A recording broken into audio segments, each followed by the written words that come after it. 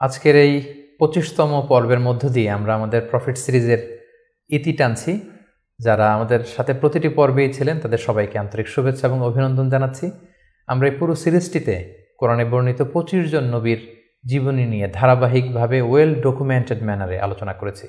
আপনারা যারা নবীদের জীবনী সম্পর্কে জানতে চান, তাদের জীবনে ঘটে যাওয়া ইনসিডেন্টগুলো জানতে চান, ইভেন্টসগুলো জানতে চান এবং সেখান থেকে নিজেদের জীবনের সাথে মিলিয়ে শিক্ষাগুলো বাস্তবায়ন করতে চান, তাদেরকে আমি অনুরোধ করব আপনারা প্রফিট সিরিজের ২৫টি পর্ব শুনুন এবং বন্ধুদের সাথে শেয়ার করুন।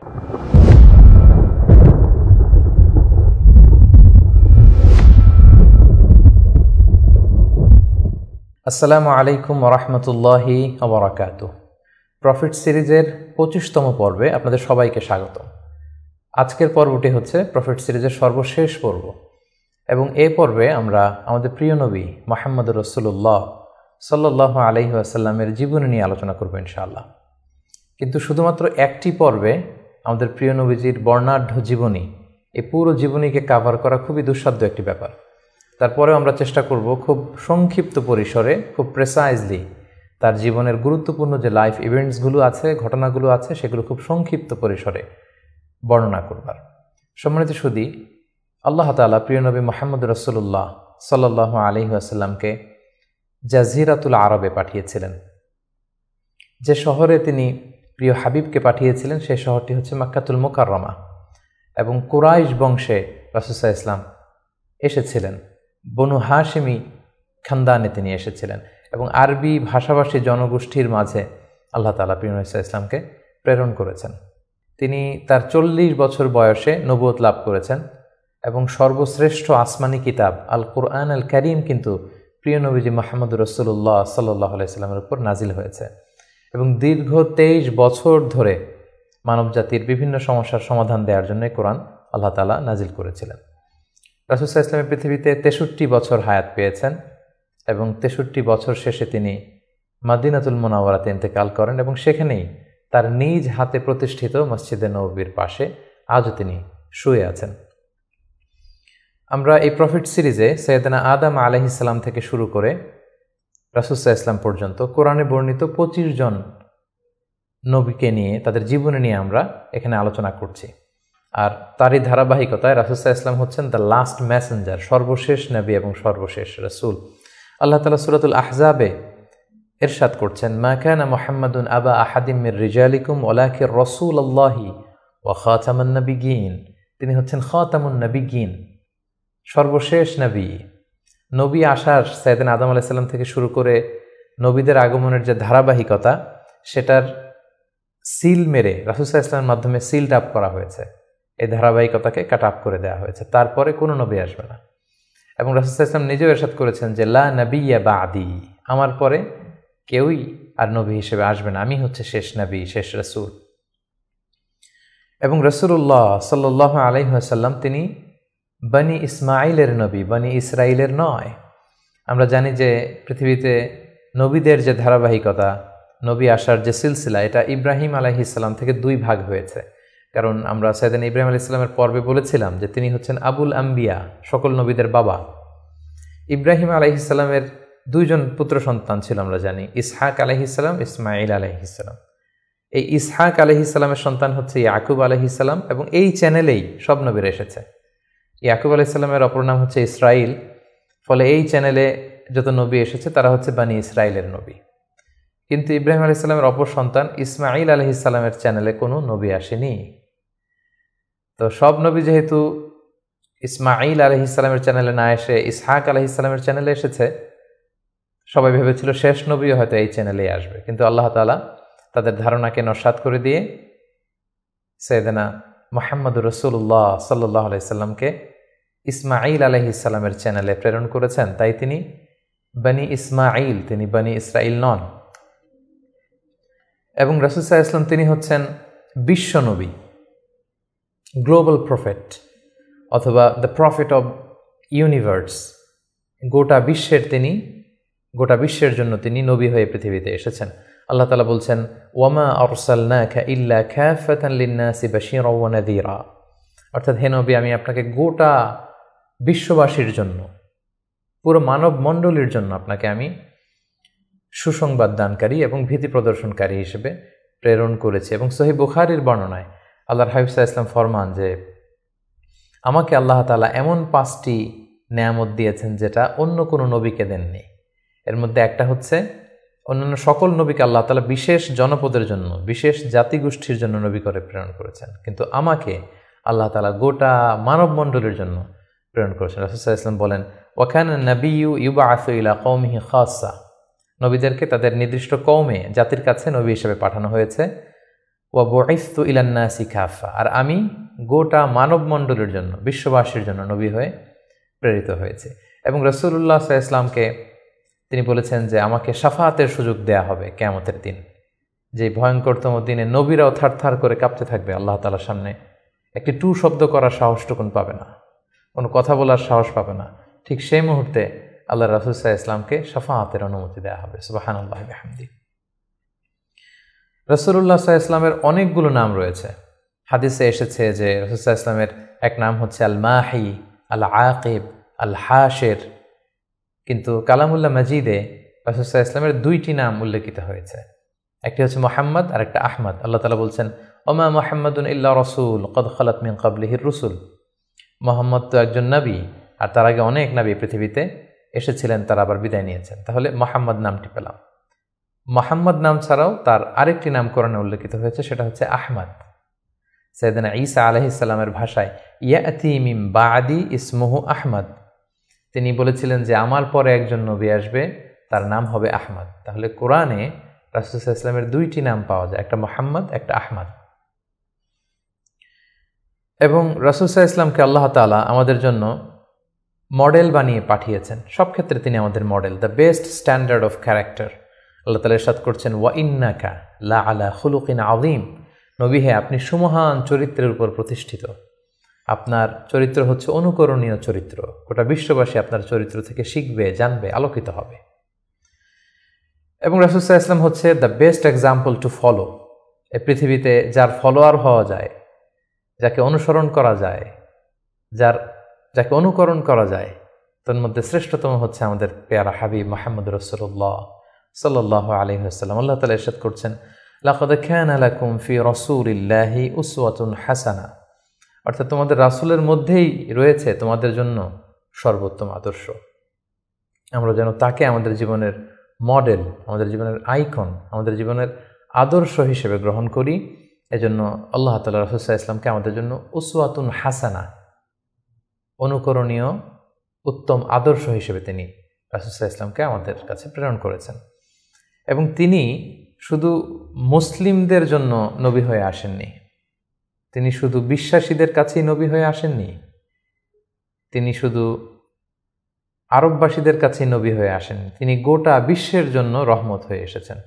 Mercy for the entire universe. Allah তাআলা ইরশাদ করছেন ওয়ামা আরসালনাকা ইল্লা রাহমাতাল লিল আলামিন, I have sent you as a mercy for the entire universe. নবী হে আমি আপনাকে গোটা বিশ্ববাসীর জন্য রহমত করে প্রেরণ করেছি, রহমত স্বরূপ প্রেরণ করেছি। তিনি রাহমাতাল লিল আলামিন, তিনি গোটা বিশ্বের অ্যাসেট, গোটা বিশ্ব তার কাছ থেকে ভদ্রতা, সভ্যতা, ওহির জ্ঞান সব কিছু শিখবে। শুধু আমরাই রাসূল সাল্লাল্লাহু আলাইহি ওয়াসাল্লামের সুন্নাহ বা ট্র্যাডিশন থেকে আলোকিত হবে এমনটা নয়, তিনি সবার জন্য শিক্ষণীয়, অনুকরণীয়, অনুসরণীয়, তিনি গোটা বিশ্ববাসীর জন্য রহমত। প্রিয় সুধী, যেহেতু তিনি আমাদের জন্য আদর্শ, সেহেতু রাসূল সাল্লাল্লাহু আলাইহি ওয়াসাল্লাম আমাদের জন্য যা নিয়ে এসেছেন সেটাকে যেন আমরা আঁকড়ে ধরি। এটা আল্লাহ তাআলার ভার্ডিক্ট, অর্ডার। আল্লাহ তাআলা ইরশাদ করছেন ওয়ামা আতাকুমুর রাসূলু ফাখুযুহু ওয়ামা নাহাকুম আনহু ফান্তাহু। রাসূল সাল্লাল্লাহু আলাইহি ওয়াসাল্লাম তোমাদের জন্য যা নিয়ে এসেছেন সেটাকে ধরো, সেটাকে গ্রহণ করো, সেটাকে মানো। আর যেটা থেকে রাসূল সাল্লাল্লাহু আলাইহি ওয়াসাল্লাম তোমাদেরকে বারণ করেছেন সেটা থেকে তোমরা দূরে থাকো। এবং আমরা যদি আল্লাহ তাআলার ভালোবাসা পেতে চাই, সেক্ষেত্রে আল্লাহ তাআলা শর্ত জুড়ে দিয়েছেন যে আমার ভালোবাসা যদি পেতে চাও আমার নবীর অনুসরণ করো। আল্লাহ তাআলা বলছেন কুল ইন কুনতুম তুহিব্বুনাল্লাহা ফাত্তাবিউনি ইউহিব্বুকুমুল্লাহ। আল্লাহ বলছেন নবী হে আপনি জানিয়ে দিন যে তোমরা যদি আমি আল্লাহর ভালোবাসা পেতে চাও, তাহলে হে নবী আপনি বলুন যে ফাত্তাবিউনি, আমি নবীর অনুসরণ করো, তাহলে ইউহিব্বুকুমুল্লাহ, আল্লাহ তাআলা তোমাদেরকে ভালোবাসবেন। তো রাসূল সাল্লাল্লাহু আলাইহি ওয়াসাল্লামের ফলোয়ার হিসেবে, রাসূলুল্লাহ সাল্লাল্লাহু আলাইহি ওয়াসাল্লামের উম্মত হিসেবে আমাদের দায়িত্ব হচ্ছে রাসূল সাল্লাল্লাহু আলাইহি ওয়াসাল্লাম আমাদের জন্য যে শিক্ষা নিয়ে এসেছেন, যে হেদায়েত নিয়ে এসেছেন, যে আলোকবর্তিকা নিয়ে এসেছেন, কোরআন নিয়ে এসেছেন, এটা শিক্ষা যেন আমরা আমাদের ব্যক্তি জীবনে, সমাজ জীবনে, রাষ্ট্রীয় জীবনে যেন আমরা বাস্তবায়ন করি, এটা যেন আমরা আমাদের জীবনে ইমপ্লিমেন্ট করি।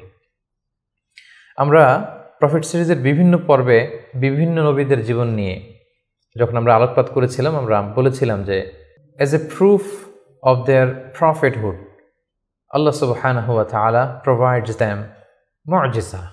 তারা যে নবী, তার প্রমাণ হিসেবে আল্লাহ তাআলা নবীদেরকে মুআজিজা দিয়ে থাকেন। রাসূল সাল্লাল্লাহু আলাইহি ওয়াসাল্লামের জীবনীতেও আমরা দেখব যে অসংখ্য মুআজিজা ছিল। আমরা একটির কথা যদি উল্লেখ করি যে মক্কার কুরাইশরা যখন রাসূল সাল্লাল্লাহু আলাইহি ওয়াসাল্লামকে নবী হিসেবে মানতে যাচ্ছিল না, রাসূল সাল্লাল্লাহু আলাইহি ওয়াসাল্লাম বললেন যে চাঁদকে যদি দ্বিখণ্ডিত করতে পারি তোমরা কি মেনে নিবে যে আমি আল্লাহ রাসূল? তারা বলল যে মেনে নিব। রাসূল সাল্লাল্লাহু আলাইহি ওয়াসাল্লাম আঙ্গুল উঁচু করলেন, চাঁদের দিকে ইঙ্গিত করলেন, চাঁদ দ্বিখণ্ডিত হয়ে দুই ভাগ হয়ে গেল। সুবহানাল্লাহ। আল্লাহ তাআলা সূরাতুল কমারে ইরশাদ করছেন, ইকতারাবাতিস সাআতু ওয়ানশাক্কাল কমর ওয়া ইন ইয়ারা আয়াতান ইউরিদু ওয়া ইয়াকুলু সিহরুম মুস্তামির।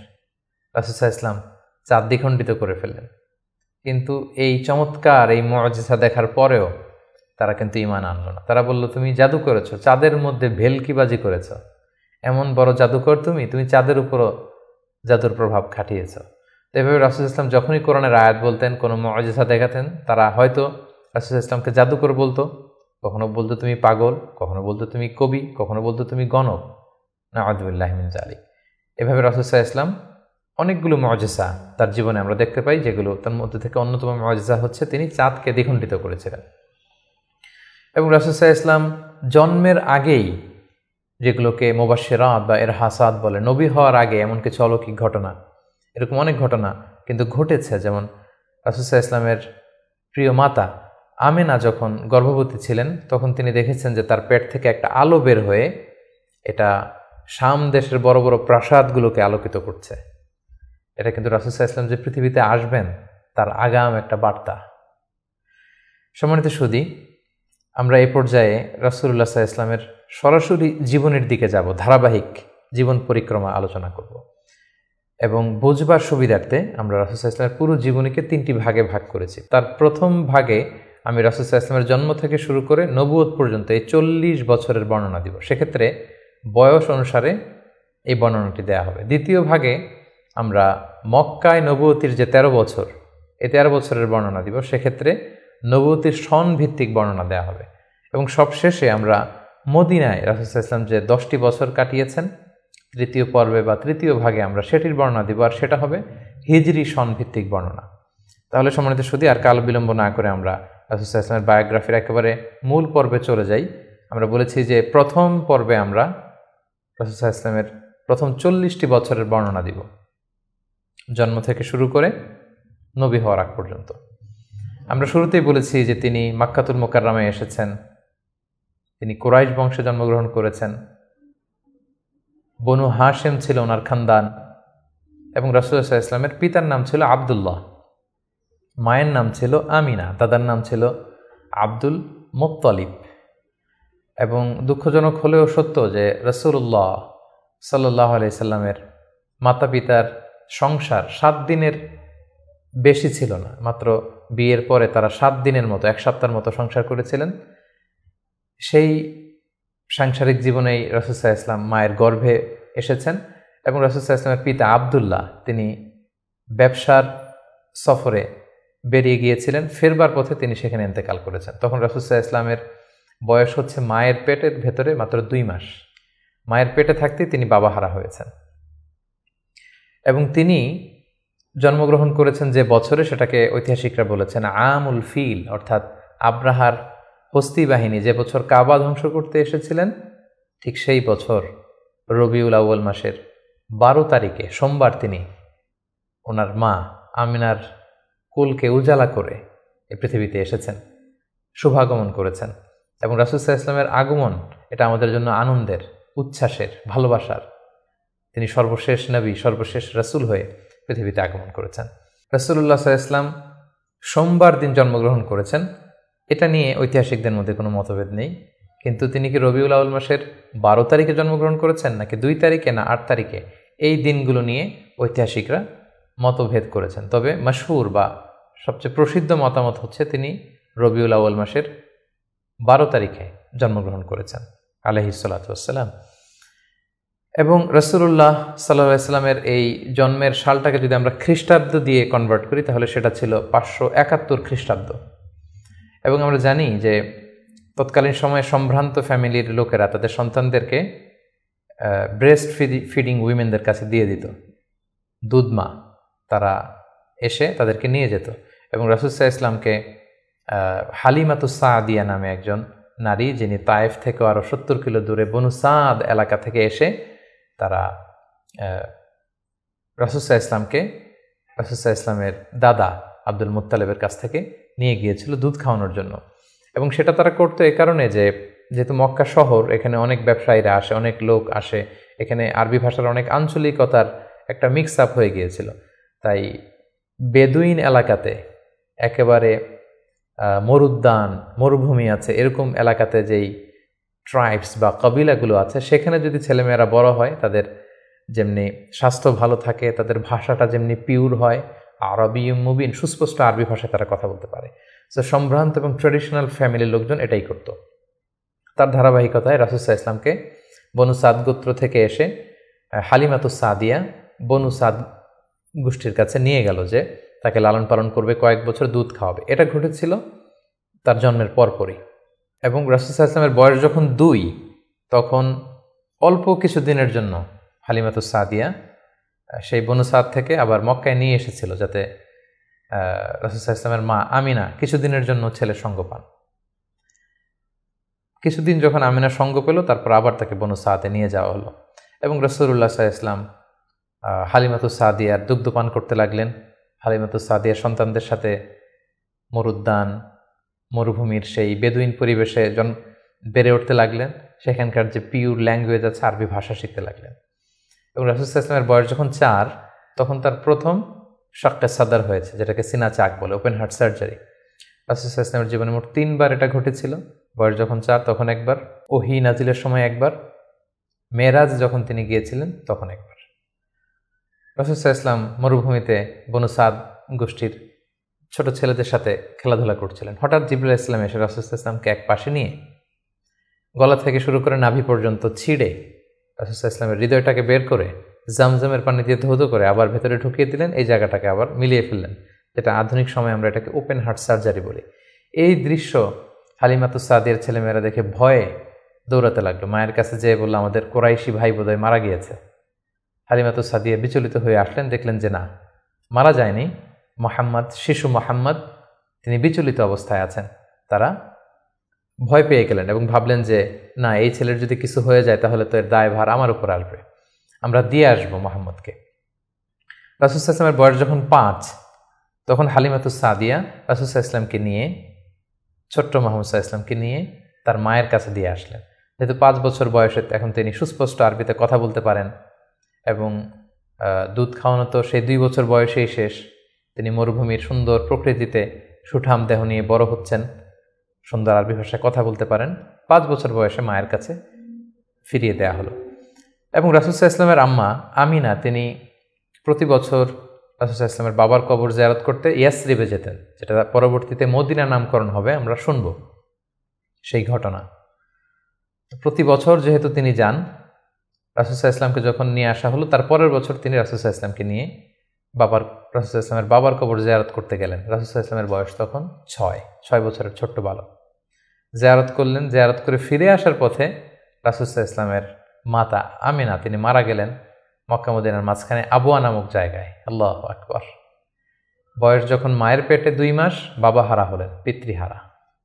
বয়স যখন মাত্র 6, মাতৃহারা, এখন কমপ্লিট ইয়াতিম মুহাম্মদ সাল্লাল্লাহু আলাইহি ওয়াসাল্লাম, বাবা মা হারা।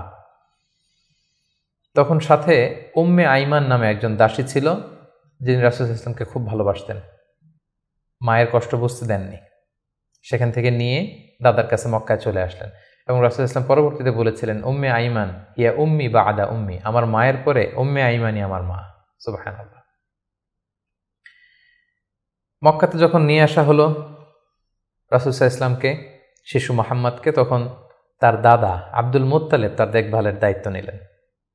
কিন্তু অবাক করা কাণ্ড হচ্ছে, রাসূল সাল্লাল্লাহু আলাইহি ওয়াসাল্লাম যখন মাত্র 8 বছর বয়সে উপনীত হলেন, তার দাদাও ইন্তেকাল করলেন। এবার মাও নেই, বাবাও নেই, দাদাও নেই। ঠিক তখন রাসূল সাল্লাল্লাহু আলাইহি ওয়াসাল্লাম তার চাচা আবু তালেবের কাছে মানুষ হতে লাগলেন।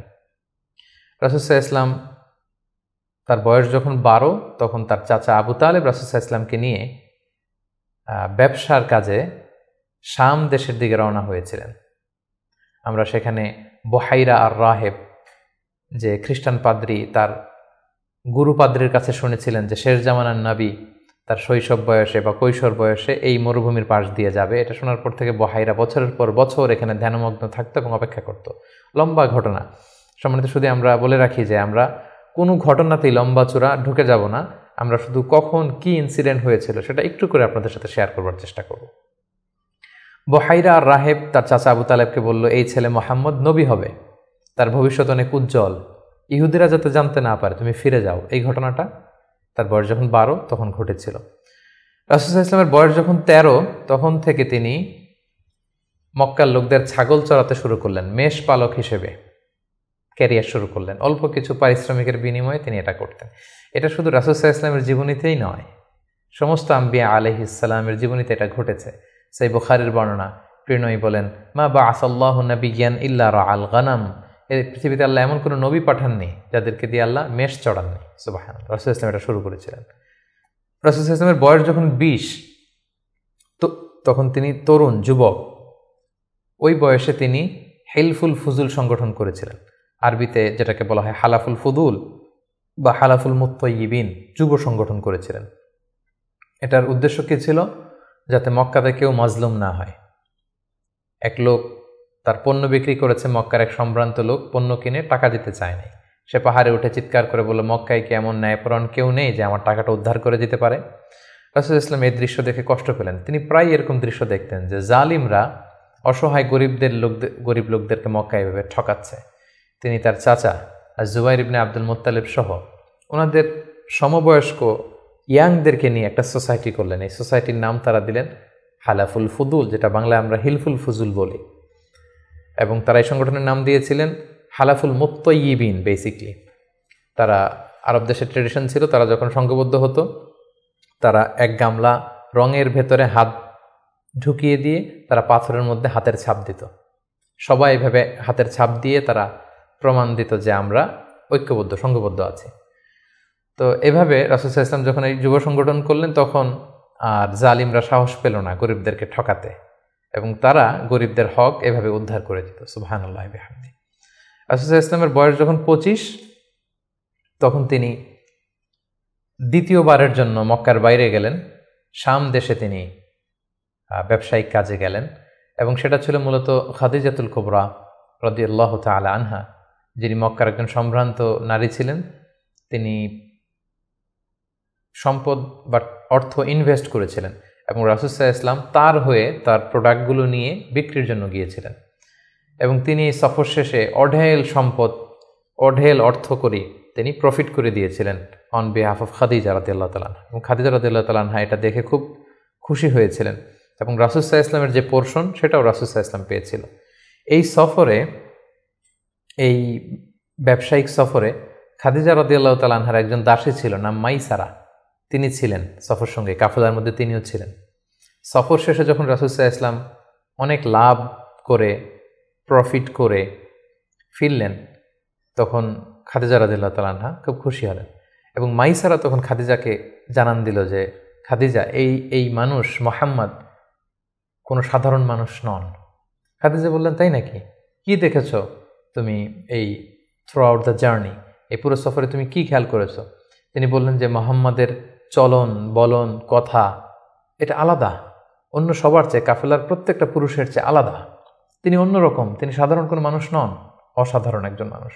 তার কথা বার্তা, তার চলা ফেরা, তার আচরণ, তার ডিলিংস, তার বুদ্ধিমত্তা অসাধারণ। মাইসারা যখন এই কথা বলল তখন খাদিজাতুল কুবরা তিনি রাসূল সাল্লাল্লাহু আলাইহি ওয়াসাল্লামের প্রতি আকৃষ্ট হলেন। তার একজন কাছের বান্ধবীর কাছে শেয়ার করলেন। তারা সবাই মিলে রাসূল সাল্লাল্লাহু আলাইহি ওয়াসাল্লামের চাচাদের কাছে যেয়ে বললেন যে, রাসূল সাল্লাল্লাহু আলাইহি ওয়াসাল্লামকে খাদিজা পছন্দ করে, আমরা বিয়ের ব্যাপারে ভাবতে পারি কিনা। চাচারা রাসূল সাল্লাল্লাহু আলাইহি ওয়াসাল্লামকে জানালেন, রাসূল সাল্লাল্লাহু আলাইহি ওয়াসাল্লাম এগ্রি করলেন। এই 25 বছর বয়সে রাসূল সাল্লাল্লাহু আলাইহি ওয়াসাল্লাম তার প্রথম বিয়েটি সম্পন্ন করলেন, আলহামদুলিল্লাহ। এবং রাসূল সাল্লাল্লাহু আলাইহি ওয়াসাল্লাম 20টি উট দিয়েছিলেন as a dowry, as a মাহার। বিয়ের মাহার হিসেবে খাদিজা রাদিয়াল্লাহু তাআলা আনহাকে 20টা উট দিয়েছিলেন। রাসূল সাল্লাল্লাহু আলাইহি ওয়াসাল্লামের বয়স যখন 30, খাদিজা রাদিয়াল্লাহু তাআলা আনহা রাসূল সাল্লাল্লাহু আলাইহি ওয়াসাল্লামের ঘরকে উজালা করে তার প্রথম সন্তান, কন্যা সন্তান জন্মগ্রহণ করলো, জাইনাব। রাসূল সাল্লাল্লাহু আলাইহি ওয়াসাল্লামের বয়স যখন 33, দ্বিতীয় কন্যা সন্তান রুকাইয়া জন্মগ্রহণ করলো। রাসূল সাল্লাল্লাহু আলাইহি ওয়াসাল্লামের বয়স যখন 34, তৃতীয় কন্যা সন্তান উম্মে কুলসুম আসলো। রাসূল সাল্লাল্লাহু আলাইহি ওয়াসাল্লামের বয়স যখন 35, ফাতেমা রাদিয়াল্লাহু তাআলা আনহা তিনি জন্মগ্রহণ করলেন। এবং তখন কাবা ঘরের একটা রিনোভেশন হলো। আগুন লেগে বন্যার পানিতে কয়েকবার কাবা ধ্বংস হয়ে গিয়েছিল। ঠিক সেই সময়তে রাসূল সাল্লাল্লাহু আলাইহি ওয়াসাল্লামের বয়স যখন 35, কাবাকে আবার রিবিল্ড অফ কাবা বা রিনোভেশন অফ কাবা করা হয়েছিল। ইব্রাহিম আলাইহিস সালামের যে ভিত্তির উপর কাবা তৈরি করেছিলেন, সেই ভিত্তি ঠিক রেখে পাথর এনে কাবা নির্মাণ করা হয়েছিল। এবং হাজরা আসওয়াদ নিয়ে একটা দ্বন্দ্ব লেগেছিল, কে রাখবে এই জান্নাতি পাথর। 4টা গ্রুপ হয়ে গিয়েছিল। পরবর্তীতে রাসূল সাল্লাল্লাহু আলাইহি ওয়াসাল্লাম এটার সমাধান দিয়েছিলেন। রাসূলুল্লাহ সাল্লাল্লাহু আলাইহি ওয়াসাল্লামের বয়স যখন 37 বছর, তখন থেকে তিনি একাকী নির্জনে ইবাদত করতেন, ধ্যানমগ্ন থাকতেন। হুব্বিবা ইলাইহিল খালা, নিঃসঙ্গত তার কাছে প্রিয় করে দেয়া হলো। সম্মানিত সুধী, জাহিলি যুগে রাসূল সাল্লাল্লাহু আলাইহি ওয়াসাল্লামের ধর্মবিশ্বাস কী ছিল সেটা নিয়ে যদি আমরা বলি, তাহলে আমরা বলবো যে তিনি কখনো শিরকের সাথে জড়িত হননি, তিনি কখনো কোনো মূর্তিকে টাচ করেননি, তিনি আল্লাহ ছাড়া কারো কাছে কোনো কিছু কামনা করেননি। এবং তিনি হানিফ সম্প্রদায়ের অন্তর্ভুক্ত ছিলেন, অর্থাৎ ইব্রাহিম আলাইহিস সালামের স্বচ্ছ হানিফ ধর্মবিশ্বাসের যতটুকু মক্কাতে তখন অবশিষ্ট ছিল, রাসূল সাল্লাল্লাহু আলাইহি ওয়াসাল্লাম সেগুলোর প্রতি আকৃষ্ট ছিলেন, তিনি সেগুলো পালন করতেন। কিন্তু এই জাহিলি সমাজের মধ্য থেকে মানুষগুলোকে এক আল্লাহর দিকে কিভাবে নেবেন, সঠিক রাস্তা কোনটা, একটা স্ট্রাকচার্ড রিলিজিয়ান, স্ট্রাকচার্ড শারিয়া ওনার কাছে ছিল না। ফলে সেটা তিনি কামনা করছিলেন, খুঁজছিলেন, মহাসত্যকে তিনি খুঁজে বেড়াচ্ছিলেন। এজন্য ওনার বয়স যখন 37 ইয়ার্স ওল্ড, তখন হুব্বিবা ইলাইহিল খালা, নিঃসঙ্গতা, একাকী ধ্যান করা, এই মহাবিশ্ব নিয়ে গবেষণা করা, এই মহাবিশ্বের স্রষ্টাকে কিভাবে আরও তার সান্নিধ্য পাওয়া যায় সেটা নিয়ে তিনি চিন্তা গবেষণা করছিলেন। এবং ঠিক সেই মুহূর্তে তিনি হেরা গুহাতে যেতেন, এবং এটা চলেছিল তার বয়স যখন 37 থেকে শুরু করে 39 বছর 6 মাস পর্যন্ত এই ধ্যান তিনি করতেন। খাবার নিয়ে হেরা গুহাতে যেতেন, সেখানে ধ্যানমগ্ন তিনি থাকতেন এবং তিনি স্রষ্টার সান্নিধ্য পাওয়ার চেষ্টা করতেন। সত্য, মহাসত্যকে তিনি অর্জনের জন্য চেষ্টা করতেন। রাসূলুল্লাহ সাল্লাল্লাহু আলাইহি ওয়াসাল্লামের বয়স যখন 39 বছর 6 মাস, তখন থেকে, অর্থাৎ 40 বছর হতে আর মাত্র 6 মাস বাকি, তখন থেকে তিনি গুড ড্রিমস আর রুইয়া সাদেকা, বেশি বেশি সত্য স্বপ্ন দেখতে শুরু করলেন। প্রতিদিনই স্বপ্ন দেখতেন এবং রাতে যাই স্বপ্ন দেখতেন সকালবেলা সেটা বাস্তবায়িত হতো। ফলে তিনি স্বপ্নে রাতে যা দেখতেন সকালবেলা বাস্তবে সেটা সমাজে তিনি দেখতে পেতেন। এভাবে একাকী তিনি খাবার নিয়ে, পাথেয় নিয়ে সেই 632 মিটার উঁচু মাক্কাতুল মুকাররমায় গারে হেরাতে, হেরা পাহাড়ে তিনি চলে যেতেন, ধ্যানমগ্ন থাকতেন এবং মহাসত্যের সন্ধান করতেন। ঠিক তার বয়স যখন 40 বছরে উপনীত হলো, তিনি মহাসত্যের সন্ধান পেলেন। সুবহানাল্লাহ বিহামদি। সেদিন জিবরাইল আলাইহিস সালাম রেশমি কাপড়ে সূরাতুল আলাকের প্রথম 5 আয়াত নিয়ে এসে বললেন, পড়ুন। তিনি বললেন, আমি তো পড়তে জানি না। কয়েকবার বলার পরে পড়তে জানেন না তিনি বললেন। তিনি রাসূল সাল্লাল্লাহু আলাইহি ওয়াসাল্লামকে 3 বার জড়িয়ে ধরলেন। এবার তিনি পড়লেন, ইকরা বিসমি রাব্বিকাল্লাযী খালাক, খালাকাল ইনসানা মিন আলাক, ইকরা ওয়া রাব্বুকাল আকরাম আল্লাযী আল্লামা বিল কলম, আল্লামাল ইনসানা মা লাম ইয়ালাম। এই যে কোরআনের প্রথম 5 আয়াত হেরা গুহাতে নাজিল হলো, তখন রাসূল সাল্লাল্লাহু আলাইহি ওয়াসাল্লাম পড়লেন। 5টি আয়াত পড়ে তিনি হেরা গুহা থেকে কাঁপতে কাঁপতে নেমে আসলেন। নেমে এসে দেখেন জিবরাইল আলাইহিস সালামকে তার প্রকৃত রূপে দেখলেন, যে বিশাল আকৃতির, দিগন্ত বিস্তৃত তার আকৃতি। তিনি আরো ভয় পেলেন। এই 5 আয়াত নিয়ে তিনি নিচে নেমে আসলেন, কাঁপতে লাগলেন এবং আম্মাজান খাদিজা ওনার স্ত্রীর কাছে এসে বললেন, জাম্মিলুনি জাম্মিলুনি, আমার ভয় লাগছে, আমাকে কম্বল চাপা দাও। কম্বল চাপা দেয়া হলো, আয়াত নাজিল হলো, ইয়া আইয়ুহাল মুজাম্মিল কুমিল লাইলা ইল্লা কালিলা। এ কম্বলওয়ালা দাঁড়াও, দাঁড়িয়ে তাহাজ্জুদের সালাত পড়ো। তিনি বললেন, আমাকে দাসসিরুনি দাসসিরুনি, আমাকে বস্ত্র দিয়ে চাপা দাও, আমার ভয় লাগছে, আমি মনে হয় মারা যাব। রাসূল ইসলামের গায়ে জ্বর এসে গেল, কাঁপুনি এসে গেল। কারণ কোরআনটা হচ্ছে ইন্না সানুলকি আলাইকা কওলান সাকিলা, এটা খুব ভারী, পাওয়ারফুল একটা স্ট্রং মেসেজ। এটা রিসিভ করা এত সহজ কোনো বিষয় নয়। যখন তিনি বললেন, কাপড় দিয়ে আমাকে আচ্ছাদন করো, আয়াত নাজিল হলো, ইয়া আইয়ুহাল মুদ্দাসসির কুম ফাআনদির, হে কাপড়ওয়ালা দাঁড়াও, দাঁড়াও, বসে থাকার সময় নেই, ফা আনদির, মানুষকে সতর্ক করো। এই যে রাসূল সাল্লাল্লাহু আলাইহি ওয়াসাল্লাম দাঁড়ালেন আর বিশ্রামের সময়টুকু পেলেন না, কোরআন নাজিল হতে লাগলো। রাসূল সাল্লাল্লাহু আলাইহি ওয়াসাল্লাম ভয় পেতে লাগলেন শুরুর দিকে। আম্মাজান খাদিজা আশ্বস্ত করে বললেন যে আপনি ভয় পাবেন না, আপনার মধ্যে অনেক ভালো গুণাবলী আছে, আল্লাহ আপনাকে কখনোই অপদস্থ করবেন না। তিনি তার কাজিনের কাছে ওরাকা ইবনে নাওফলের কাছে নিয়ে গেলেন। তিনিও আশ্বস্ত করলেন যে যাকে তুমি দেখেছো বিশাল আকৃতিতে, যে তোমার কাছে সূরা আলাকের 5 আয়াত নিয়ে এসেছে, তিনি হচ্ছেন নামুস, সে জিবরিল। তোমার আগে সব নবীদের কাছে তিনিই আসতেন আল্লাহর বাণী নিয়ে। সুবহানাল্লাহ।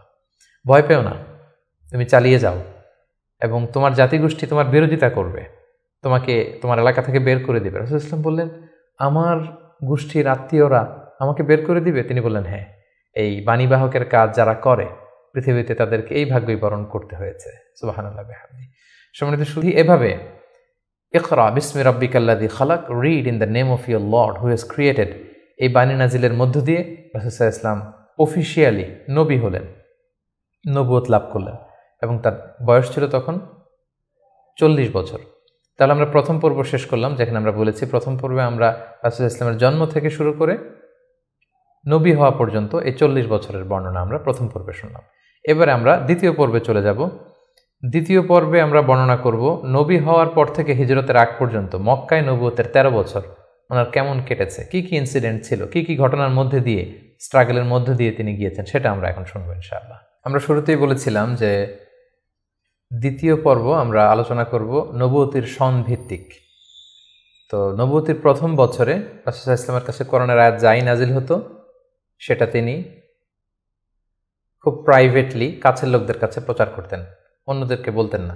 ফলে তিনি যে নবী হয়েছেন এটা ওনার কাছের লোকজন ছাড়া কেউ জানতে পারেনি। তিনি সর্বপ্রথম খাদিজা রাদিয়াল্লাহু তাআলা আনহার কাছে বলেছেন, তিনি বিশ্বাস করে ঈমান এনেছেন। তার চাচাতো ভাই ছোট্ট আলী রাদিয়াল্লাহু তাআলা আনহুর কাছে বলেছেন, আলী রাদিয়াল্লাহু তাআলা আনহু ছোটদের মধ্যে ঈমান এনেছেন। দাসদের মধ্যে থেকে প্রথম যায়েদ ইবনে হারেসা, যিনি রাসূল সাল্লাল্লাহু আলাইহি ওয়াসাল্লামের পালক পুত্রের মর্যাদায় ছিলেন, তিনি ঈমান এনেছেন। সবচাইতে কাছের ঘনিষ্ঠ বন্ধু আবু বকর রাদিয়াল্লাহু তাআলা আনহুর কাছে বলেছেন, তিনিও ঈমান এনেছেন। এবং রাসূল সাল্লাল্লাহু আলাইহি ওয়াসাল্লাম গোপনে, অর্থাৎ যেটাকে বলা হয় প্রাইভেট দাওয়া, তিনি টার্গেট ভিত্তিক কাছের ঘনিষ্ঠ আমানতদার যাকে তিনি রিলাই করতে পারেন তাদের কাছে তিনি বলতে আরম্ভ করলেন, এবং তারা গোপনে গোপনে প্রাইভেটলি রাসূল সাল্লাল্লাহু আলাইহি ওয়াসাল্লাম ডাকে সাড়া দিয়ে ঈমান আনলো, মুসলিম হতে আরম্ভ করলো। সুবহানাল্লাহ। এভাবে 3 বছর তিনি প্রাইভেট দাওয়া দিয়েছেন মক্কায়। নবুয়তির তৃতীয় বছরে 3 বছর পর আল্লাহ তাআলা আয়াত নাজিল করলেন, ফাসদা বিমা তুমার ওয়া আ'রিদ আনিল মুশরিকিন। নবী হে, এখন আর প্রাইভেট দাওয়া নয়, এবার পাবলিক দাওয়া, পাবলিক প্রোক্লেমেশন, অর্থাৎ পাবলিকলি আপনি এবার প্রচার করুন, যাই নাজিল হয় আপনি প্রচার করুন। এবার রাসূল সাল্লাল্লাহু আলাইহি ওয়াসাল্লাম প্রচার করতে আরম্ভ করলেন পাবলিকলি। তিনি পাবলিকলি তাওহীদের দাওয়াত দিতে শুরু করলেন, রিসালাতের দাওয়াত দিতে শুরু করলেন, আখিরাতের দাওয়াত দিতে শুরু করলেন। যখনই তিনি পাবলিকলি দাওয়াত দিতে শুরু করলেন তখনই বিরোধিতা শুরু হলো, নানা ধরনের বাধা বিপত্তি আসতে শুরু করলো। তিনি পাহাড়ের চূড়ায় যেয়ে বললেন, হে মক্কাবাসী, হে আমার গোষ্ঠীর লোকেরা, আমি যদি বলি যে এই পাহাড়ের পেছনে একদল ঘোড়সাওয়ার আক্রমণ করার জন্য বসে আছে, বিশ্বাস করবে আমার কথা? সবাই বললো, হ্যাঁ অবশ্যই করব, কারণ মা জাররাবনা মিনকা ইল্লা সিদখান, আমরা জীবনে তো মুহাম্মদ তোমার কাছ থেকে কোনোদিন মিথ্যা বলতে শুনি নাই, তুমি যা বলবে তাই বিশ্বাস করব। তখন রাসূল সাল্লাল্লাহু আলাইহি ওয়াসাল্লাম বললেন, তাহলে জেনে রেখো, আমাকে যদি নবী হিসেবে না মানো, আখিরাতে যদি বিশ্বাস না করো, আল্লাহকে যদি একক একমাত্র রব হিসেবে না মানো, তোমাদের জন্য কঠিন শাস্তি অপেক্ষা করছে। একথা শুনে তারা মর্মাহত হলো, এবং রাসূল সাল্লাল্লাহু আলাইহি ওয়াসাল্লামের চাচা আবু লাহাব পাথর নিয়ে রাসূল সাল্লাল্লাহু আলাইহি ওয়াসাল্লামের প্রতি নিক্ষেপ করলেন, এবং তখনই সূরাতুল লাহাব নাজিল হলো। সূরাতুল লাহাব, তাব্বাত ইয়াদা আবি লাহাবি ওয়া তাব, ধ্বংস হোক, নিপাত যাক আবু লাহাবের 2 হাত। কিন্তু রাসূল সাল্লাল্লাহু আলাইহি ওয়াসাল্লাম থামলেন না, তিনি দাওয়াত দিতে লাগলেন, এবং মক্কার গরিব শ্রেণীর যেই লোকেরা আছে, কর্মচারী, শ্রমজীবী, খেটে খাওয়া মানুষ, দাস, তারা রাসূল সাল্লাল্লাহু আলাইহি ওয়াসাল্লামের দাওয়াতে সাড়া দিয়ে মুসলমান হতে লাগলো, তাদের সংখ্যা বাড়তে লাগলো, এবং তাদের উপর অত্যাচার আরম্ভ হয়ে গেল। নবুয়তির 5ম বৎসরে এই ক্ল্যাশ, এই সংঘাত মারাত্মক আকারে রূপ নিল। কোথাও বেলাল রাদিয়াল্লাহু তাআলা আনহুকে পিটিয়ে আহত করা হচ্ছে, কোথাও খাব্বাব রাদিয়াল্লাহু তাআলা আনহুকে, কোথাও খুবাইব রাদিয়াল্লাহু তাআলা আনহুকে, কখনো আম্মার ইবনে ইয়াসারকে, কখনো সুমাইয়া রাদিয়াল্লাহু তাআলা আনহাকে। তাদেরকে নানাভাবে নির্যাতন, অত্যাচার শুরু করা হলো। এবং উপায়ন্তর না দেখে নবুয়তের ৫ম বছর রাসূল সাল্লাল্লাহু আলাইহি ওয়াসাল্লাম বললেন যে না, এভাবে অত্যাচারের মধ্য দিয়ে যাওয়া যায় না। আমি শুনেছি যে নাজ্জাশীর বাদশাহ, ইথিওপিয়াতে হাবাসাতে একজন বাদশাহ আছে, ইমামুন আদিল, এ জাস্ট কিং, তার কাছে কেউ নাকি অত্যাচারিত হয় না, তোমরা সেখানে হিজরত করো। নবুয়তের ৫ম বৎসর একটা বিশাল সংখ্যক মুসলিম সাহাবি তারা আবিসিনিয়াতে হিজরত করলো। এবং এই বছরই পাপিষ্ঠ আবু জাহাল বর্ষার আঘাতে ইসলামের প্রথম নারী শাহিদা সুমাইয়া রাদিয়াল্লাহু তাআলা আনহাকে তিনি শহীদ করে দিয়েছিলেন, হত্যা করেছিলেন। এভাবে খুব কঠিন মুহূর্ত যখন যাচ্ছিল মুসলিমদের উপর, মুসলিমদের একটা অংশ আবিসিনিয়াতে হিজরত করলো। রাসূল সাল্লাল্লাহু আলাইহি ওয়াসাল্লাম অন্যান্যদেরকে নিয়ে কষ্ট সহ্য করেও মক্কাতে অবস্থান করলেন। ঠিক ওই মুহূর্তে একটা আশার বাণী নিয়ে আসলো আমির হামজা, রাসূল সাল্লাল্লাহু আলাইহি ওয়াসাল্লামের চাচার ইসলাম গ্রহণ এবং ওমরে ফারুকের ইসলাম গ্রহণ। সুবহানাল্লাহ বিহামদিহি। তারা যখন ইসলাম ধর্ম গ্রহণ করলো তখন মক্কার কুরাইশ একটু নড়ে চড়ে বসলো, কারণ তারা তখন পাবলিকলি কয়েকজন একসাথে মিলে দুইটা লাইন করে মিছিল দিতে শুরু করলো, আল্লাহু আকবার, আল্লাহু আকবার, তাকবীর দিতে দিতে তারা কাবা পর্যন্ত গেল।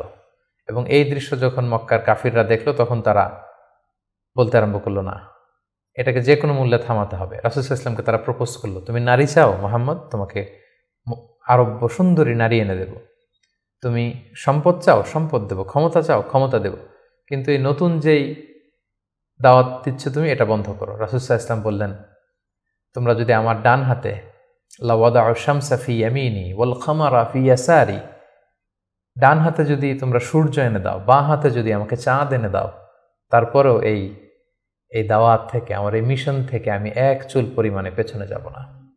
এবার আবু জাহেল, উতবা, শাইবা, ওয়ালিদ ইবনে মুগীরা তারা সিদ্ধান্ত নিল, না, মুহাম্মদকে থামাতে হলে আমাদেরকে অন্য স্ট্র্যাটেজিতে যেতে হবে, তাদেরকে বয়কট করতে হবে। এবং তারা তখন প্রপোজ করলো যে আমরা বয়কট করব। আবু তালেবকে বলল, আবু তালেব, তোমার ভাতিজা তোমার শেল্টারে আমাদের সমাজে বিশৃঙ্খলা তৈরি করছে, নতুন ধর্মের দাওয়াত দিচ্ছে, হয় মোহাম্মদকে আমাদের হাতে তুলে দাও, তা না হলে বয়কট, তোমাদেরকে আমরা বয়কট করতে বাধ্য হব।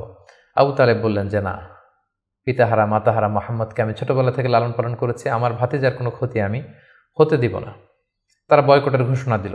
তারা বলল, আমরা সবাই মিলে এই বানু হাশিমকে বয়কট করলাম, তোমাদের সাথে আমাদের কোনো বিবাহ হবে না, কোনো অর্থনৈতিক চুক্তি হবে না, আমরা কোনো পণ্য বিক্রি করব না, তোমাদের থেকে কিনবো না, কথা বলবো না, তোমাদেরকে বয়কট। 3 বছর শিয়াবে আবি তালেবে রাসূল সাল্লাল্লাহু আলাইহি ওয়াসাল্লামের চাচা এবং মুসলিমরা এই বয়কটের মধ্যে ছিলেন। প্রথম বছর তারা ছাগল পালতো, যেহেতু ছাগল জবাই করে খেয়েছে। তারপরের বছর ছাগলের চামড়া, এবং অনেক সাহাবী ছাগলের চামড়া, গাছের ছাল খেয়ে বেহুশ হয়ে থাকতো, যেহেতু কোনো খাবার দাবারের ব্যবস্থা ছিল না। ঠিক নবুয়তের 7ম বৎসরে এই বয়কট শুরু হলো 10ম বৎসর পর্যন্ত। 3টি বছর তারা এই বয়কটের মধ্য দিয়ে গিয়েছে। এবং রাসূল সাল্লাল্লাহু আলাইহি ওয়াসাল্লাম নবুয়তের 10ম বৎসরে চাচা আবু তালেবকে বললেন যে, চাচা, আল্লাহ তাআলা আমাকে জানিয়েছেন যে তারা যে বয়কটের যে ধারাগুলো লিখেছিল, যে আমাদের কাছে পণ্য বিক্রি করবে না, আমাদের সাথে বিয়ে শাদী হবে না, কথাবার্তা হবে না, এবং এই ধারাগুলো লিখে তারা একটা কাগজে এটাকে কাবা ঘরের ছাদের উপরে ঝুলিয়ে দিয়েছিল। রাসূল সাল্লাল্লাহু আলাইহি ওয়াসাল্লাম বললেন যে, চাচা, আপনি তাদের কাছে যান, যে বলুন যে আল্লাহ তাআলা আমাকে জানিয়েছে উই পোকা এসে তাদের ধারার প্রতিটি কথা উই পোকা খেয়ে ফেলেছে, সেখানে শুধু আল্লাহ এই শব্দটা অবশিষ্ট আছে। আমি যদি নবী না হই তাহলে তো এটা আমার পক্ষে বলা সম্ভব না। আবু তালেব যে বললেন, শোনো, আমার ভাতিজা মোহাম্মদ বলেছে যে তোমাদের ধারার প্রতিটি কথা উই পোকা খেয়ে ফেলেছে, যেটা তোমরা কাবা ঘরে লটকে রেখেছো গত 3 বছর, যাও যেয়ে দেখো। যদি দেখো মোহাম্মদ যা জানিয়েছে এটা মিথ্যা, তাহলে মোহাম্মদকে তোমাদের হাতে তুলে দেবো, আর যদি সত্য হয় তাহলে এই বয়কট তোমরা ভেঙে দিতে হবে। তারা যে তাই দেখলো, রাসূল সাল্লাল্লাহু আলাইহি ওয়াসাল্লাম যেমনটি বলেছেন, কোনো লেখা সেই নথিপত্রে নেই, শুধু আল্লাহ নামটি ছাড়া। এটা দেখে তাদের কারো কারোর মধ্যে ভয় আসলো যে না, এতটা আমাদের আত্মীয়, এরা একই বংশের লোক, একই সমাজের লোক, এটা করা ঠিক হবে না। নবুয়তের 10ম বৎসর এই বয়কটকে তারা উঠিয়ে নিল। কিন্তু তার চেয়েও দুঃখজনক ঘটনা আমাদের জন্য সামনে অপেক্ষা করছে। সেটা হচ্ছে নবুয়তের 10ম বৎসর রাসূল সাল্লাল্লাহু আলাইহি ওয়াসাল্লামের এই চাচা আবু তালেব ইন্তেকাল করলো, যিনি রাসূল ইসলামকে পলিটিক্যাল শেল্টার দিতেন এবং রাসূল ইসলামকে ঘরে যিনি শক্তি যোগাতেন, সাহস যোগাতেন এবং ফিনান্সিয়াল সাপোর্ট দিতেন, তার সেই প্রিয়তমা স্ত্রী খাদিজা রাদিয়াল্লাহু তাআলা আনহা নবুয়তির 10ম বৎসরে চাচার ইন্তেকালের 6 মাস পরে ইন্তেকাল করলেন। রাসূল ইসলাম তখন সাউদা বিনতে জামাআ রাদিয়াল্লাহু তাআলা আনহাকে বিয়ে করলেন।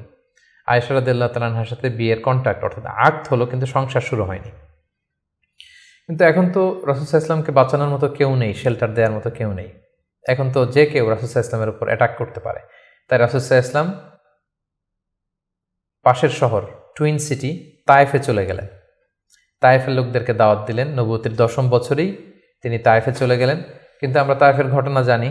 To make the long story short, সেখানে তিনি রিজেক্টেড হলেন, পাথর মারা হলো, রক্তাক্ত হয়ে তিনি ফিরে আসলেন এক খেজুর বাগানের ভেতরে। ফজরের সময় তিনি যখন তেলাওয়াত করছিলেন, একদল জিন যাচ্ছিল এবং তারা রাসূল সাল্লাল্লাহু আলাইহি ওয়াসাল্লামের কণ্ঠের তেলাওয়াত শুনে জিন জাতি ঈমান এনে ফেলল। আল্লাহ তাআলা বুঝাতে চাইলেন, নবী হে, মক্কায় নির্যাতিত হয়ে তায়েফে গিয়েছেন, তায়েফে রক্তাক্ত হয়েছেন, রিজেক্টেড হয়েছেন, তায়েফের লোকের আপনার কথা শুনেনি, কিন্তু অদৃশ্য জগতের এক জাতি, জিন জাতি, আপনার এই কথা শুনে ঈমান এনে মুসলমান হয়ে গিয়েছে। সুবহানাল্লাহ। তায়েফে যখন তিনি রিজেক্টেড হলেন, এবার তিনি কোথায় যাবেন? মক্কাতে আসলে এখানে মৃত্যু অপেক্ষা করছে। তায়েফে তিনি আশ্রয় পেলেন না। এবার তিনি মক্কার অনতি দূরে দাঁড়িয়ে একজন লোককে পাঠালেন যে যাও, যে বলো যে কেউ কি নেই আমাকে শেল্টার দিবে? আমার তো এটা আমার শেকড়, জন্মভূমি, আমার বাবা দাদা সবাই এ এলাকার, আমার স্মৃতি, শৈশব কৈশোর সব এখানে। আমি তো তোমাদের সাথে কোনো খারাপ আচরণও কখনো করিনি, কাউকে ঠকাইনি, আমাকে থাকবার জন্য কি কেউ আশ্রয় দিবে না? কেউ তখন আবু জাহেল, উতবা, সাইবার ভয়ে রাসূল সাল্লাল্লাহু আলাইহি ওয়াসাল্লামকে আমান বা সিকিউরিটি দিতে রাজি হলো না। একজন লোক ছাড়া, তিনি হচ্ছেন মুতঈম ইবনে আদি। যদিও সে মুশরিক, কিন্তু রাসূল সাল্লাল্লাহু আলাইহি ওয়াসাল্লামকে শেল্টার বা আমান দেওয়ার জন্য রাজি হলো। আল্লাহর মেহেরবানি, এই মুশরিক মুতঈম ইবনে আদির শেল্টারে রাসূল সাল্লাল্লাহু আলাইহি ওয়াসাল্লাম মক্কায় ঢুকলেন, তাওয়াফ করলেন, মক্কায় থাকতে আরম্ভ করলেন। কিন্তু মক্কার পরিবেশ পরিস্থিতি মোটেও রাসূল সাল্লাল্লাহু আলাইহি ওয়াসাল্লামের অনুকূলে নয়। রাসূল সাল্লাল্লাহু আলাইহি ওয়াসাল্লাম খুব কষ্টে দিনাতিপাত করতে লাগলেন। কিছুদিন আগে চাচা হারিয়েছেন, ঘরের স্ত্রী খাদিজা রাদিয়াল্লাহু তাআলা আনহাকে হারিয়েছেন, তায়েফে যে নির্যাতিত হয়েছেন, ডানে বায়ে সামনে পেছনে সাহস জোগানোর মতো কেউ নেই। রাসূল সাল্লাল্লাহু আলাইহি ওয়াসাল্লামের হৃদয়টা ভেঙে চুরমার খান খান। ঠিক সেই মুহূর্তে নবুয়তির 11তম বৎসরে রাসূল সাল্লাল্লাহু আলাইহি ওয়াসাল্লামের হৃদয়টাকে আনন্দ দিয়ে ভরে দেবার জন্য স্পেশাল মিটিংয়ে রাসূল সাল্লাল্লাহু আলাইহি ওয়াসাল্লামকে ডেকে নিলেন আল্লাহ তাআলা তার আরশে। আল্লাহ তাআলা নাজিল করলেন, সুবহানাল্লাযী আসরা বিআবদিহি লাইলাম মিনাল মাসজিদিল হারাম ইলাল মাসজিদিল আকসা। তিনি মসজিদে হারাম থেকে এক রাত্রিবেলা রাসূল সাল্লাল্লাহু আলাইহি ওয়াসাল্লামকে জিবরাইল আলাইহিস সালামের মারফত তিনি মসজিদে আকসায় নিলেন। সেখান থেকে 7 আকাশ ভ্রমণ করিয়ে আল্লাহর আরশে নিয়ে গেলেন। সুবহানাল্লাহ। সেখানে সালাত ফরজ করা হলো। রাসূল সাল্লাল্লাহু আলাইহি ওয়াসাল্লামের সাথে একান্তে আল্লাহ তাআলা কথোপকথন করলেন। রাসূল সাল্লাল্লাহু আলাইহি ওয়াসাল্লামের মন ভালো করে দিলেন। মেরাজ থেকে তিনি ফিরে আসলেন, কিন্তু এখন যাবেন কোথায়? মক্কায় তো থাকার পরিবেশ নেই। তখন তিনি ওনার গ্লোবাল নেভিগেশন এটা বাড়ানোর জন্য ট্রাই করলেন যে ফরেন লোক আমি পাই কিনা, যে বিদেশে কোথাও যেয়ে থাকা যায় কিনা, প্রবাসে। রাসূল সাল্লাল্লাহু আলাইহি ওয়াসাল্লাম তখন হজের মৌসুমটাকে বেছে নিলেন, কারণ হজে মক্কায় হাজার হাজার লোক চারদিক থেকে আসতো এবং হজের মৌসুমগুলোতে আবু জাহেল, উতবা, সাইবা, ওয়ালিদ ইবনে মুগীরা তারা মক্কায় প্রবেশের যে প্রধান ফটক বা গেটে সেখানে দাঁড়িয়ে হাজিদেরকে বলতো, খবরদার, মক্কার যেখানে মনে চায় যাও, মানাসিকুল হজ পালন করো, কিন্তু মক্কায় একজন পাগল আছে, তার নাম মুহাম্মদ, তার কাছে যেও না, সে এমন কথা বলবে তোমাকেও পাগল বানায় ফেলবে। আমরা জানি যে আল ইনসানু হারিসুন আলা মা মুনিআ, মানুষকে যেটা থেকে বারণ করা হয় মানুষের সেটার ব্যাপারে আগ্রহ থাকে বেশি। সবাই তখন মক্কায় যে খুঁজতে আরম্ভ করলো যে কে এই মুহাম্মদ। যারাই রাসূল সাল্লাল্লাহু আলাইহি ওয়াসাল্লামের কাছে আসতো, রাসূল সাল্লাল্লাহু আলাইহি ওয়াসাল্লাম তাদেরকে আল্লাহ নাজিল করা কোরআন তেলাওয়াত শোনায় দিতেন এবং রাসূল সাল্লাল্লাহু আলাইহি ওয়াসাল্লামের কণ্ঠে কোরআন তেলাওয়াত শুনে এরকম অনেক ভিনদেশী মুসলমান হয়ে গিয়েছিল। সুবহানাল্লাহ বিহামদিহি। কিন্তু রাসূল সাল্লাল্লাহু আলাইহি ওয়াসাল্লামের তো একটা সেটেলমেন্ট লাগবে। কোথায় যাবেন তিনি? তিনি মিনাতে এবং আকাবাতে খুঁজতে আরম্ভ করলেন। নবুয়তির 11তম বৎসরে খুঁজতে খুঁজতে হঠাৎ মিনার একটা টেন্টে, তাঁবুতে তিনি ঢুকলেন।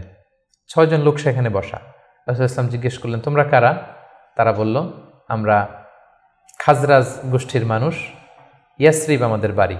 মদিনার পুরো নাম ছিল ইয়াসরিব। তাদের সংখ্যা ছিল মাত্র 6 জন। সুবহানাল্লাহ। আসলে পৃথিবীতে যত বড় কাজ হয়েছে, যত বিপ্লব হয়েছে, এগুলো কিন্তু হয়েছে সামান্য কয়েকজন লোক থেকে শুরু হয়েছে, পরে এটা বিপ্লবের রূপ নিয়েছে। এই যে দেখেন ইমানের বীজ আল্লাহ তাআলা কিভাবে এই 6 জন লোকের মাধ্যমে মদিনাতে পৌঁছাবে। রাসূল সাল্লাল্লাহু আলাইহি ওয়াসাল্লাম বললেন, তোমরা খাজরাজের 6 জন? কোন খাজরাজ, কোন ইয়াসরিব? ওই যে ইয়াসরিবের পাশে ইহুদিরা বাস করে, তারা বললেন হ্যাঁ। রাসূল সাল্লাল্লাহু আলাইহি ওয়াসাল্লাম বললেন, তোমাদেরকে কিছু সময় হবে, আমি তোমাদের কিছু শোনাবো? তারা বললেন হ্যাঁ, শোনান। রাসূল সাল্লাল্লাহু আলাইহি ওয়াসাল্লাম কোরআনের আয়াত তেলাওয়াত করলেন। তারা যতই শুনতে লাগলো, অভিভূত হতে লাগলো, মোহিত হতে লাগলো। রাসূল সাল্লাল্লাহু আলাইহি ওয়াসাল্লামের হাতে হাত রেখে শাহাদা পড়ে তারা মুমিন হয়ে গেল। এবং রাসূল সাল্লাল্লাহু আলাইহি ওয়াসাল্লাম বললেন, যাও, তোমরা এই কোরআনের কথা, আমি যে নবী, আমি যে শেষ নবী, এই কথা তোমাদের লোকালয়ে, তোমাদের জনপদে যেয়ে তোমরা বলো। এবং তারা যে ইয়াসরিবে ফিরে যেয়ে আরও 6 জনকে নিয়ে পরের বছর আসলো, নবুতির 12তম বৎসর। রাসূল সাল্লাল্লাহু আলাইহি ওয়াসাল্লাম খুঁজে খুঁজে হাজিদের তাঁবু খুঁজে খুঁজে সেই 12 জনের তাঁবুতে গেলেন এবং তারা 12 জন রাসূল সাল্লাল্লাহু আলাইহি ওয়াসাল্লামের হাতে হাত রেখে একটা শপথ করেছিলেন। এটাকে বলা হয় বাইআতুল আকাবা আল উলা, আকাবার প্রথম শপথ। মিনার পাশেই যে পাহাড় বেষ্টিত এরিয়া, এটাকে আকাবা বলে। এই আকাবার প্রথম শপথে 12 জন তারা রাসূল সাল্লাল্লাহু আলাইহি ওয়াসাল্লামের হাতে হাত রেখে শপথ করলো যে, নবী, আপনি যা বলেন আমরা তাই শুনব, আপনি যে আদেশ দেন সেটাই আমরা মাথা পেতে নেব। রাসূল সাল্লাল্লাহু আলাইহি ওয়াসাল্লাম খুশি হলেন, তার হৃদয়ে আশার সঞ্চার হলো যে না, হয়তো ইয়াসরিবে আমি চলে যেতে পারবো। এবং এই 12 জনকে সাথে করে রাসূল সাল্লাল্লাহু আলাইহি ওয়াসাল্লাম মক্কার একজন নমুসলিম সাহাবীকে পাঠালেন, যার নাম হচ্ছে মুসআব। বললেন যে, মুসআব, তুমি অন বিহাফ অফ মি, কোরআনের আয়াতগুলো, ইসলামের যে বিধানগুলো এসেছে, এগুলো এই 12 জনের সাথে তুমি ইয়াসরিবে চলে যাও as a brand ambassador of Islam. ইসলামের প্রথম অ্যাম্বাসেডর হিসেবে তিনি মক্কা থেকে মদিনায় গিয়েছিলেন। এবং মুসআব ছিলেন খুব ড্যাশিং চেহারার একজন সাহাবী। তার আতরের ঘ্রাণ, যে দামি পারফিউম তিনি ইউজ করতেন, এটা শুকে এই ঘ্রাণ যারা পেয়েছে তারা বিমোহিত হয়েছে সবসময়। দেখেন, একজন দায়ীর কোয়ালিটি কিন্তু এটা, তাকে খুব স্মার্ট হতে হবে। এবং রাসূল সাল্লাল্লাহু আলাইহি ওয়াসাল্লামের খুব চমৎকার সিলেকশন, তিনি মুসআব ইবনে উমাইরকে এই কাজের জন্য সিলেক্ট করেছেন। এই 12 জনকে নিয়ে মুসআব রাদিয়াল্লাহু তাআলা আনহু তিনি ইয়াসরিবে ফিরে গেলেন এবং তিনি অল্প কিছুদিনের ব্যবধানে কয়েকশো মানুষকে মুসলিম বানিয়ে ফেললেন। সুবহানাল্লাহ বিহামদি, ইসলামের বাণী তিনি প্রচার করে ফেললেন। এবং রাসূল সাল্লাল্লাহু আলাইহি ওয়াসাল্লাম তখন নও-মুসলিম যারা অবশিষ্ট ছিল তাদের সবাইকে ইয়াসরিবে চলে যেতে বললেন, যেহেতু মুসআব রাদিয়াল্লাহু তাআলা আনহু সেখানে যে একটা গ্রাউন্ড তৈরি করেছেন, সেখানে মুসলমান দল ভারী হতে শুরু করেছে। রাসূল সাল্লাল্লাহু আলাইহি ওয়াসাল্লাম নও-মুসলিম সাহাবীদেরকে ওখানে পাঠালেন এবং তার পরের বছর নবুয়তির 13তম বৎসরে আবার সেই মিনার হাজি ক্যাম্পে রাসূল সাল্লাল্লাহু আলাইহি ওয়াসাল্লাম অপেক্ষা করলেন যে দেখি মুসআব ইবনে উমাইর এবং সেই 12 জন তারা কি করে। তারা 13তম বৎসরে 75 জন নিয়ে 75% তারা নিয়ে রাসূল সাল্লাল্লাহু আলাইহি ওয়াসাল্লামের হাতে বায়াত গ্রহণ করেছিলেন। এবং সম্মানিত সুধী, এবারের বায়াতটা ছিল পলিটিক্যাল বাইয়া। নবুয়তির 12তম বৎসরে 12 জন সাহাবী, যারা 12 জন শপথ নিয়েছিল, সেটা ছিল বাইয়াতুল আকাবাল উলা। এবার 75 জন নিল পলিটিক্যাল বাইয়া, বাইয়াতুল আকাবা সানিয়া, যে শুধু আমার আনুগত্য না, আমার জীবন মানে তোমাদের জীবন, তোমাদের জীবন আমার জীবন, তোমরা তোমাদের জীবন বাঁচানোর জন্য যা করবে আমি নবীকে বাঁচানোর জন্য তাই করতে হবে। আদাম বিদ্দাম আল হাদাম আল হাদাম। তারা পলিটিক্যাল বাইয়া আনিল এবং রাসূল সাল্লাল্লাহু আলাইহি ওয়াসাল্লামকে বলল যে, ইয়া রাসূলুল্লাহ, আপনার জন্য আমাদের জীবন কুরবান। The land of Yathrib is completely ready for you, we just waiting for your arrival.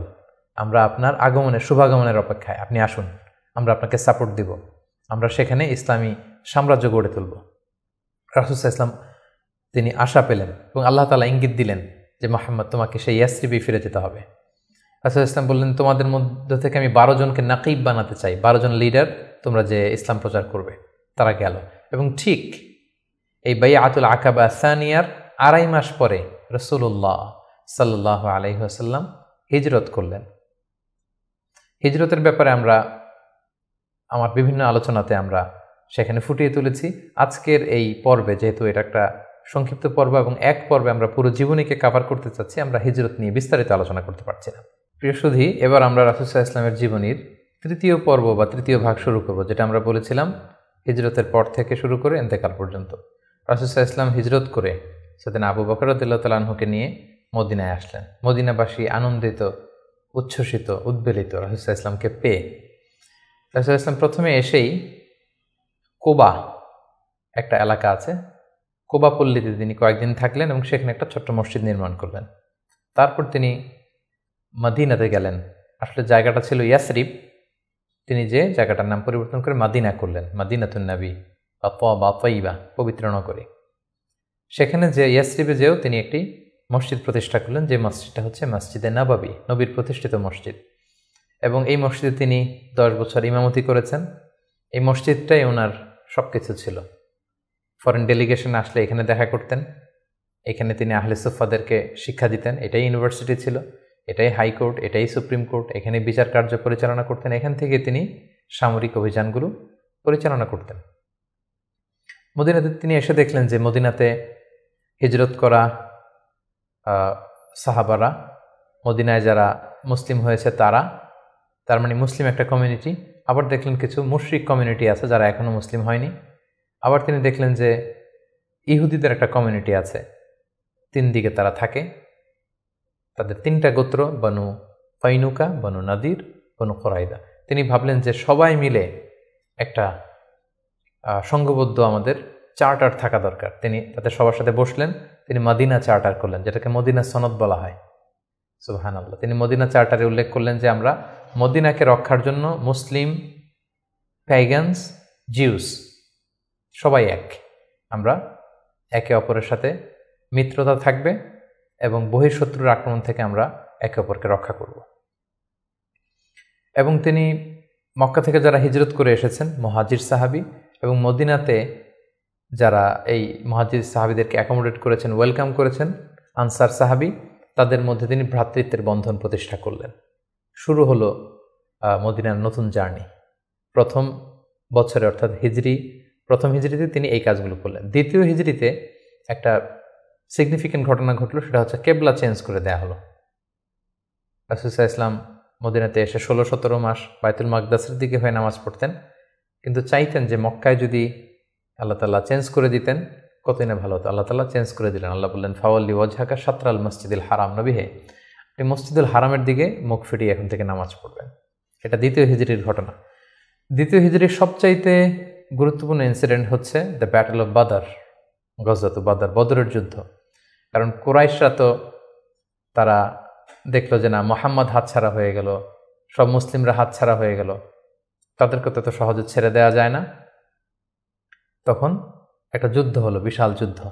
রাসূল সাল্লাল্লাহু আলাইহি ওয়াসাল্লাম একটা ক্যারাভান আটকাতে গেলেন, কিন্তু তারা খবর পাঠালো যে মুহাম্মদ তার সৈন্য নিয়ে অ্যাটাক করছে। তারা 1000 সৈন্য নিয়ে আসলো বদরের প্রান্তরে, মদিনা থেকে 70-80 কিলো দূরে। মুসলমানদের সংখ্যা ছিল মাত্র 314 জন। বিশাল রক্তক্ষয়ী যুদ্ধ হলো। আল্লাহ তাআলা মুসলিমদেরকে ফেরেশতা দিয়ে, আসমানি মাদাদ দিয়ে সাহায্য করলেন। আল্লাহ বললেন, ওয়ালাকাদ নাসারাকুমুল্লাহু বিবাদরি ওয়া আনতুম আদিল্লাহ। আল্লাহ তোমাদেরকে বদরের প্রান্তরে সহায়তা করেছিলেন, তোমরা খুব দুর্বল ছিলে, ফেরেশতা দিয়ে আমি তোমাদেরকে সহযোগিতা করেছি, বিজয় এনে দিয়েছি। মুসলিমরা বিজয় লাভ করলো। 70 জন কুরাইশ নিহত হলো, 70 জন বন্দী হলো, মুসলমানরা জয়লাভ করলো। দ্বিতীয় হিজরির আরেকটা ইনসিডেন্ট হচ্ছে, আমি বলেছি যে 3টা জিউস ট্রাইব, ইহুদি গোত্র ছিল। এর মধ্যে একটা গোত্র কাইনুকা, তারা এক মুসলিম নারীকে তার শ্লীলতাহানি করে এবং তারা চুক্তি ভঙ্গ করে। পরে রাসূল সাল্লাল্লাহু আলাইহি ওয়াসাল্লাম তাদেরকে অবরোধ করলেন এবং মদিনা থেকে বের করে দিলেন, এক্সাইল দিলেন, নির্বাসন। কারণ কি ছিল? তারা চুক্তি ভঙ্গ করেছে। রাসূল সাল্লাল্লাহু আলাইহি ওয়াসাল্লাম কখনো আগ বাড়িয়ে কারোর সাথে বিরোধিতায় জড়াননি, শান্তি নষ্ট করেননি। তিনি মদিনায় যে একটা শান্তিময় সাম্রাজ্য গঠন করবার জন্য মদিনা চার্টার করেছেন, মদিনা সনদ আমরা যেটা বলেছি। কিন্তু সর্বপ্রথম এটা ভঙ্গ করলো কারা? বনু কাইনুকা নামে যে ইহুদি গোত্র আছে তারা। ফলে রাসূল সাল্লাল্লাহু আলাইহি ওয়াসাল্লাম তাদেরকে নির্বাসন দিলেন। এবং দ্বিতীয় হিজরিতে রোজার বিধান এবং জাকাতের বিধানকে ফরজ করা হলো। তৃতীয় হিজরির সবচেয়ে গুরুত্বপূর্ণ ঘটনা হচ্ছে উহুদের যুদ্ধ। কারণ 1 বছর আগে দ্বিতীয় হিজরিতে কুরাইশদের 70 জন নিহত হয়েছে, 70 জন বন্দী হয়েছে। তাদের যেই ক্ষত, ঘা, এটা শুকায়নি। সেটা শোধ নেওয়ার জন্য, প্রতিশোধ নেওয়ার জন্য তারা আসলো 3000 সৈন্য নিয়ে। মুসলিমরা ছিল মাত্র 1000। ইনিশিয়ালি রাসূল সাল্লাল্লাহু আলাইহি ওয়াসাল্লামের কিছু দিক নির্দেশনা অমান্য করার কারণে মুসলিমরা পরাজিত হতে আরম্ভ করলো, কিন্তু শেষের দিকে তারা আবার যুদ্ধে একটা ব্যালেন্স তৈরি করলো। কিন্তু তারপরেও 70 জন মুসলিম এই যুদ্ধে শহীদ হয়েছেন এবং রাসূল সাল্লাল্লাহু আলাইহি ওয়াসাল্লাম তার প্রিয়তম চাচা হামজা ইবনে আব্দুল মুত্তালিব, যাকে সাইয়্যিদুশ শুহাদা ঘোষণা দেওয়া হয়েছে, এবং যে মুসআব ইবনে উমাইরকে দ্য ফার্স্ট অ্যাম্বাসেডর করে তিনি পাঠিয়েছিলেন, এই যুদ্ধে তিনিও শহীদ হয়েছেন। 70 জন সাহাবীকে রাসূল সাল্লাল্লাহু আলাইহি ওয়াসাল্লাম হারিয়েছেন সেই যুদ্ধে। তৃতীয় হিজরিতে রাসূল সাল্লাল্লাহু আলাইহি ওয়াসাল্লাম হাফসা রাদিয়াল্লাহু তাআলা আনহাকে বিয়ে করেন, জাইনাব বিনতে খুজাইমাকে বিয়ে করেন, এবং তৃতীয় হিজরি সনে ফাতেমা রাদিয়াল্লাহু তাআলা আনহা আলী রাদিয়াল্লাহু তাআলা আনহার ঘরকে উজালা করে রাসূল সাল্লাল্লাহু আলাইহি ওয়াসাল্লামের প্রথম নাতি হাসান রাদিয়াল্লাহু তাআলা আনহু জন্মগ্রহণ করেছিলেন। চতুর্থ হিজরির একটা মর্মান্তিক ঘটনা হচ্ছে বীরে মাউনার ঘটনা। নজদ থেকে কিছু লোক এসে রাসূল সাল্লাল্লাহু আলাইহি ওয়াসাল্লামকে বললেন, আপনি কিছু সাহাবাকে, কারি সাহাবাকে, হাফেজ সাহাবাদেরকে আমাদের সাথে পাঠান, তারা নজদে এসে আমাদেরকে ইসলাম শিখাবে। রাসূল সাল্লাল্লাহু আলাইহি ওয়াসাল্লাম 70 জন কারি সাহাবাকে বিশ্বাস করে পাঠিয়েছিলেন যে তাদেরকে নিয়ে যাও, তারা ইসলাম শিখাবে, কিন্তু তারা বিশ্বাসঘাতকতা করে এই সাহাবীদেরকে হত্যা করেছিল। এটা বীরে মাউনার ঘটনা। রাসূল সাল্লাল্লাহু আলাইহি ওয়াসাল্লাম অত্যন্ত মর্মাহত হয়েছিলেন। এবং চতুর্থ হিজরির আরেকটা ঘটনা হচ্ছে যে বনু নাদির, ইহুদিদের যে দ্বিতীয় গোষ্ঠী, বনু নাদিরকে রাসূল সাল্লাল্লাহু আলাইহি ওয়াসাল্লাম নির্বাসন দিয়েছিলেন, মদিনা থেকে বের করে দিয়েছিলেন। কারণ কি? একই ঘটনা, বিশ্বাসঘাতকতা, দ্য ট্রেচারি, বিশ্বাসঘাতকতার কারণে। রাসূল সাল্লাল্লাহু আলাইহি ওয়াসাল্লাম আবু বকর, ওমর ফারুককে নিয়ে রক্তপণ কালেকশন করবার জন্য সেখানে গিয়েছিলেন, এবং তারা বলল যে হ্যাঁ, আমরা এটাতে অংশগ্রহণ করবো, আপনি আসুন। কিন্তু তারা প্ল্যান করে রেখেছিল যে রাসূল সাল্লাল্লাহু আলাইহি ওয়াসাল্লামকে এমন একটা ঘরের নিচে বসাবেন, যেই ঘরের উপর থেকে একজন ইহুদি বড় একটা পাথরের খণ্ড রাসূল সাল্লাল্লাহু আলাইহি ওয়াসাল্লামের মাথায় নিক্ষেপ করবেন, যাতে রাসূল সাল্লাল্লাহু আলাইহি ওয়াসাল্লাম সেখানে নিহত হন। এই প্ল্যান করে রাসূল সাল্লাল্লাহু আলাইহি ওয়াসাল্লামকে ঠিক ওই লোকেশনে যখন ডাকলেন, রাসূল সাল্লাল্লাহু আলাইহি ওয়াসাল্লাম যাচ্ছিলেন, ইন দ্য মিন টাইম আল্লাহ তাআলা রাসূল সাল্লাল্লাহু আলাইহি ওয়াসাল্লামকে সব জানিয়ে দিলেন তাদের কনস্পাইরেসি। জিবরাইল আলাইহিস সালাম বলেন, ইয়া রাসূলুল্লাহ, এই মুহূর্তে এখান থেকে আপনি চলে যান মদিনায়। মদিনায় আসলেন, এসে বিশাল বাহিনী গঠন করে বনু নাদিরকে তিনি ঘেরাও করলেন এবং তাদেরকে এই এলাকা থেকে উৎখাত করলেন এই বিশ্বাসঘাতকতার কারণে। যেহেতু মদিনা চার্টার ছিল, একে অপরের শুভ কামনা করবে, শুভাকাঙ্ক্ষী হবে, মিত্র হিসেবে কাজ করবে, কিন্তু তারা রাসূল সাল্লাল্লাহু আলাইহি ওয়াসাল্লামকে হত্যার ষড়যন্ত্র করেছিল। তাদেরকে রাসূল সাল্লাল্লাহু আলাইহি ওয়াসাল্লাম এখান থেকে বের করে দিলেন। এবং চতুর্থ হিজরিতে মদকে আল্লাহ তাআলা হারাম ঘোষণা করলেন। এটা ছিল একটা গুরুত্বপূর্ণ ঘটনা। পঞ্চম হিজরিতে অনেকগুলো ঘটনা ঘটেছে, এর মধ্যে অন্যতম হচ্ছে বনুল মুস্তালিকের যুদ্ধ হয়েছিল।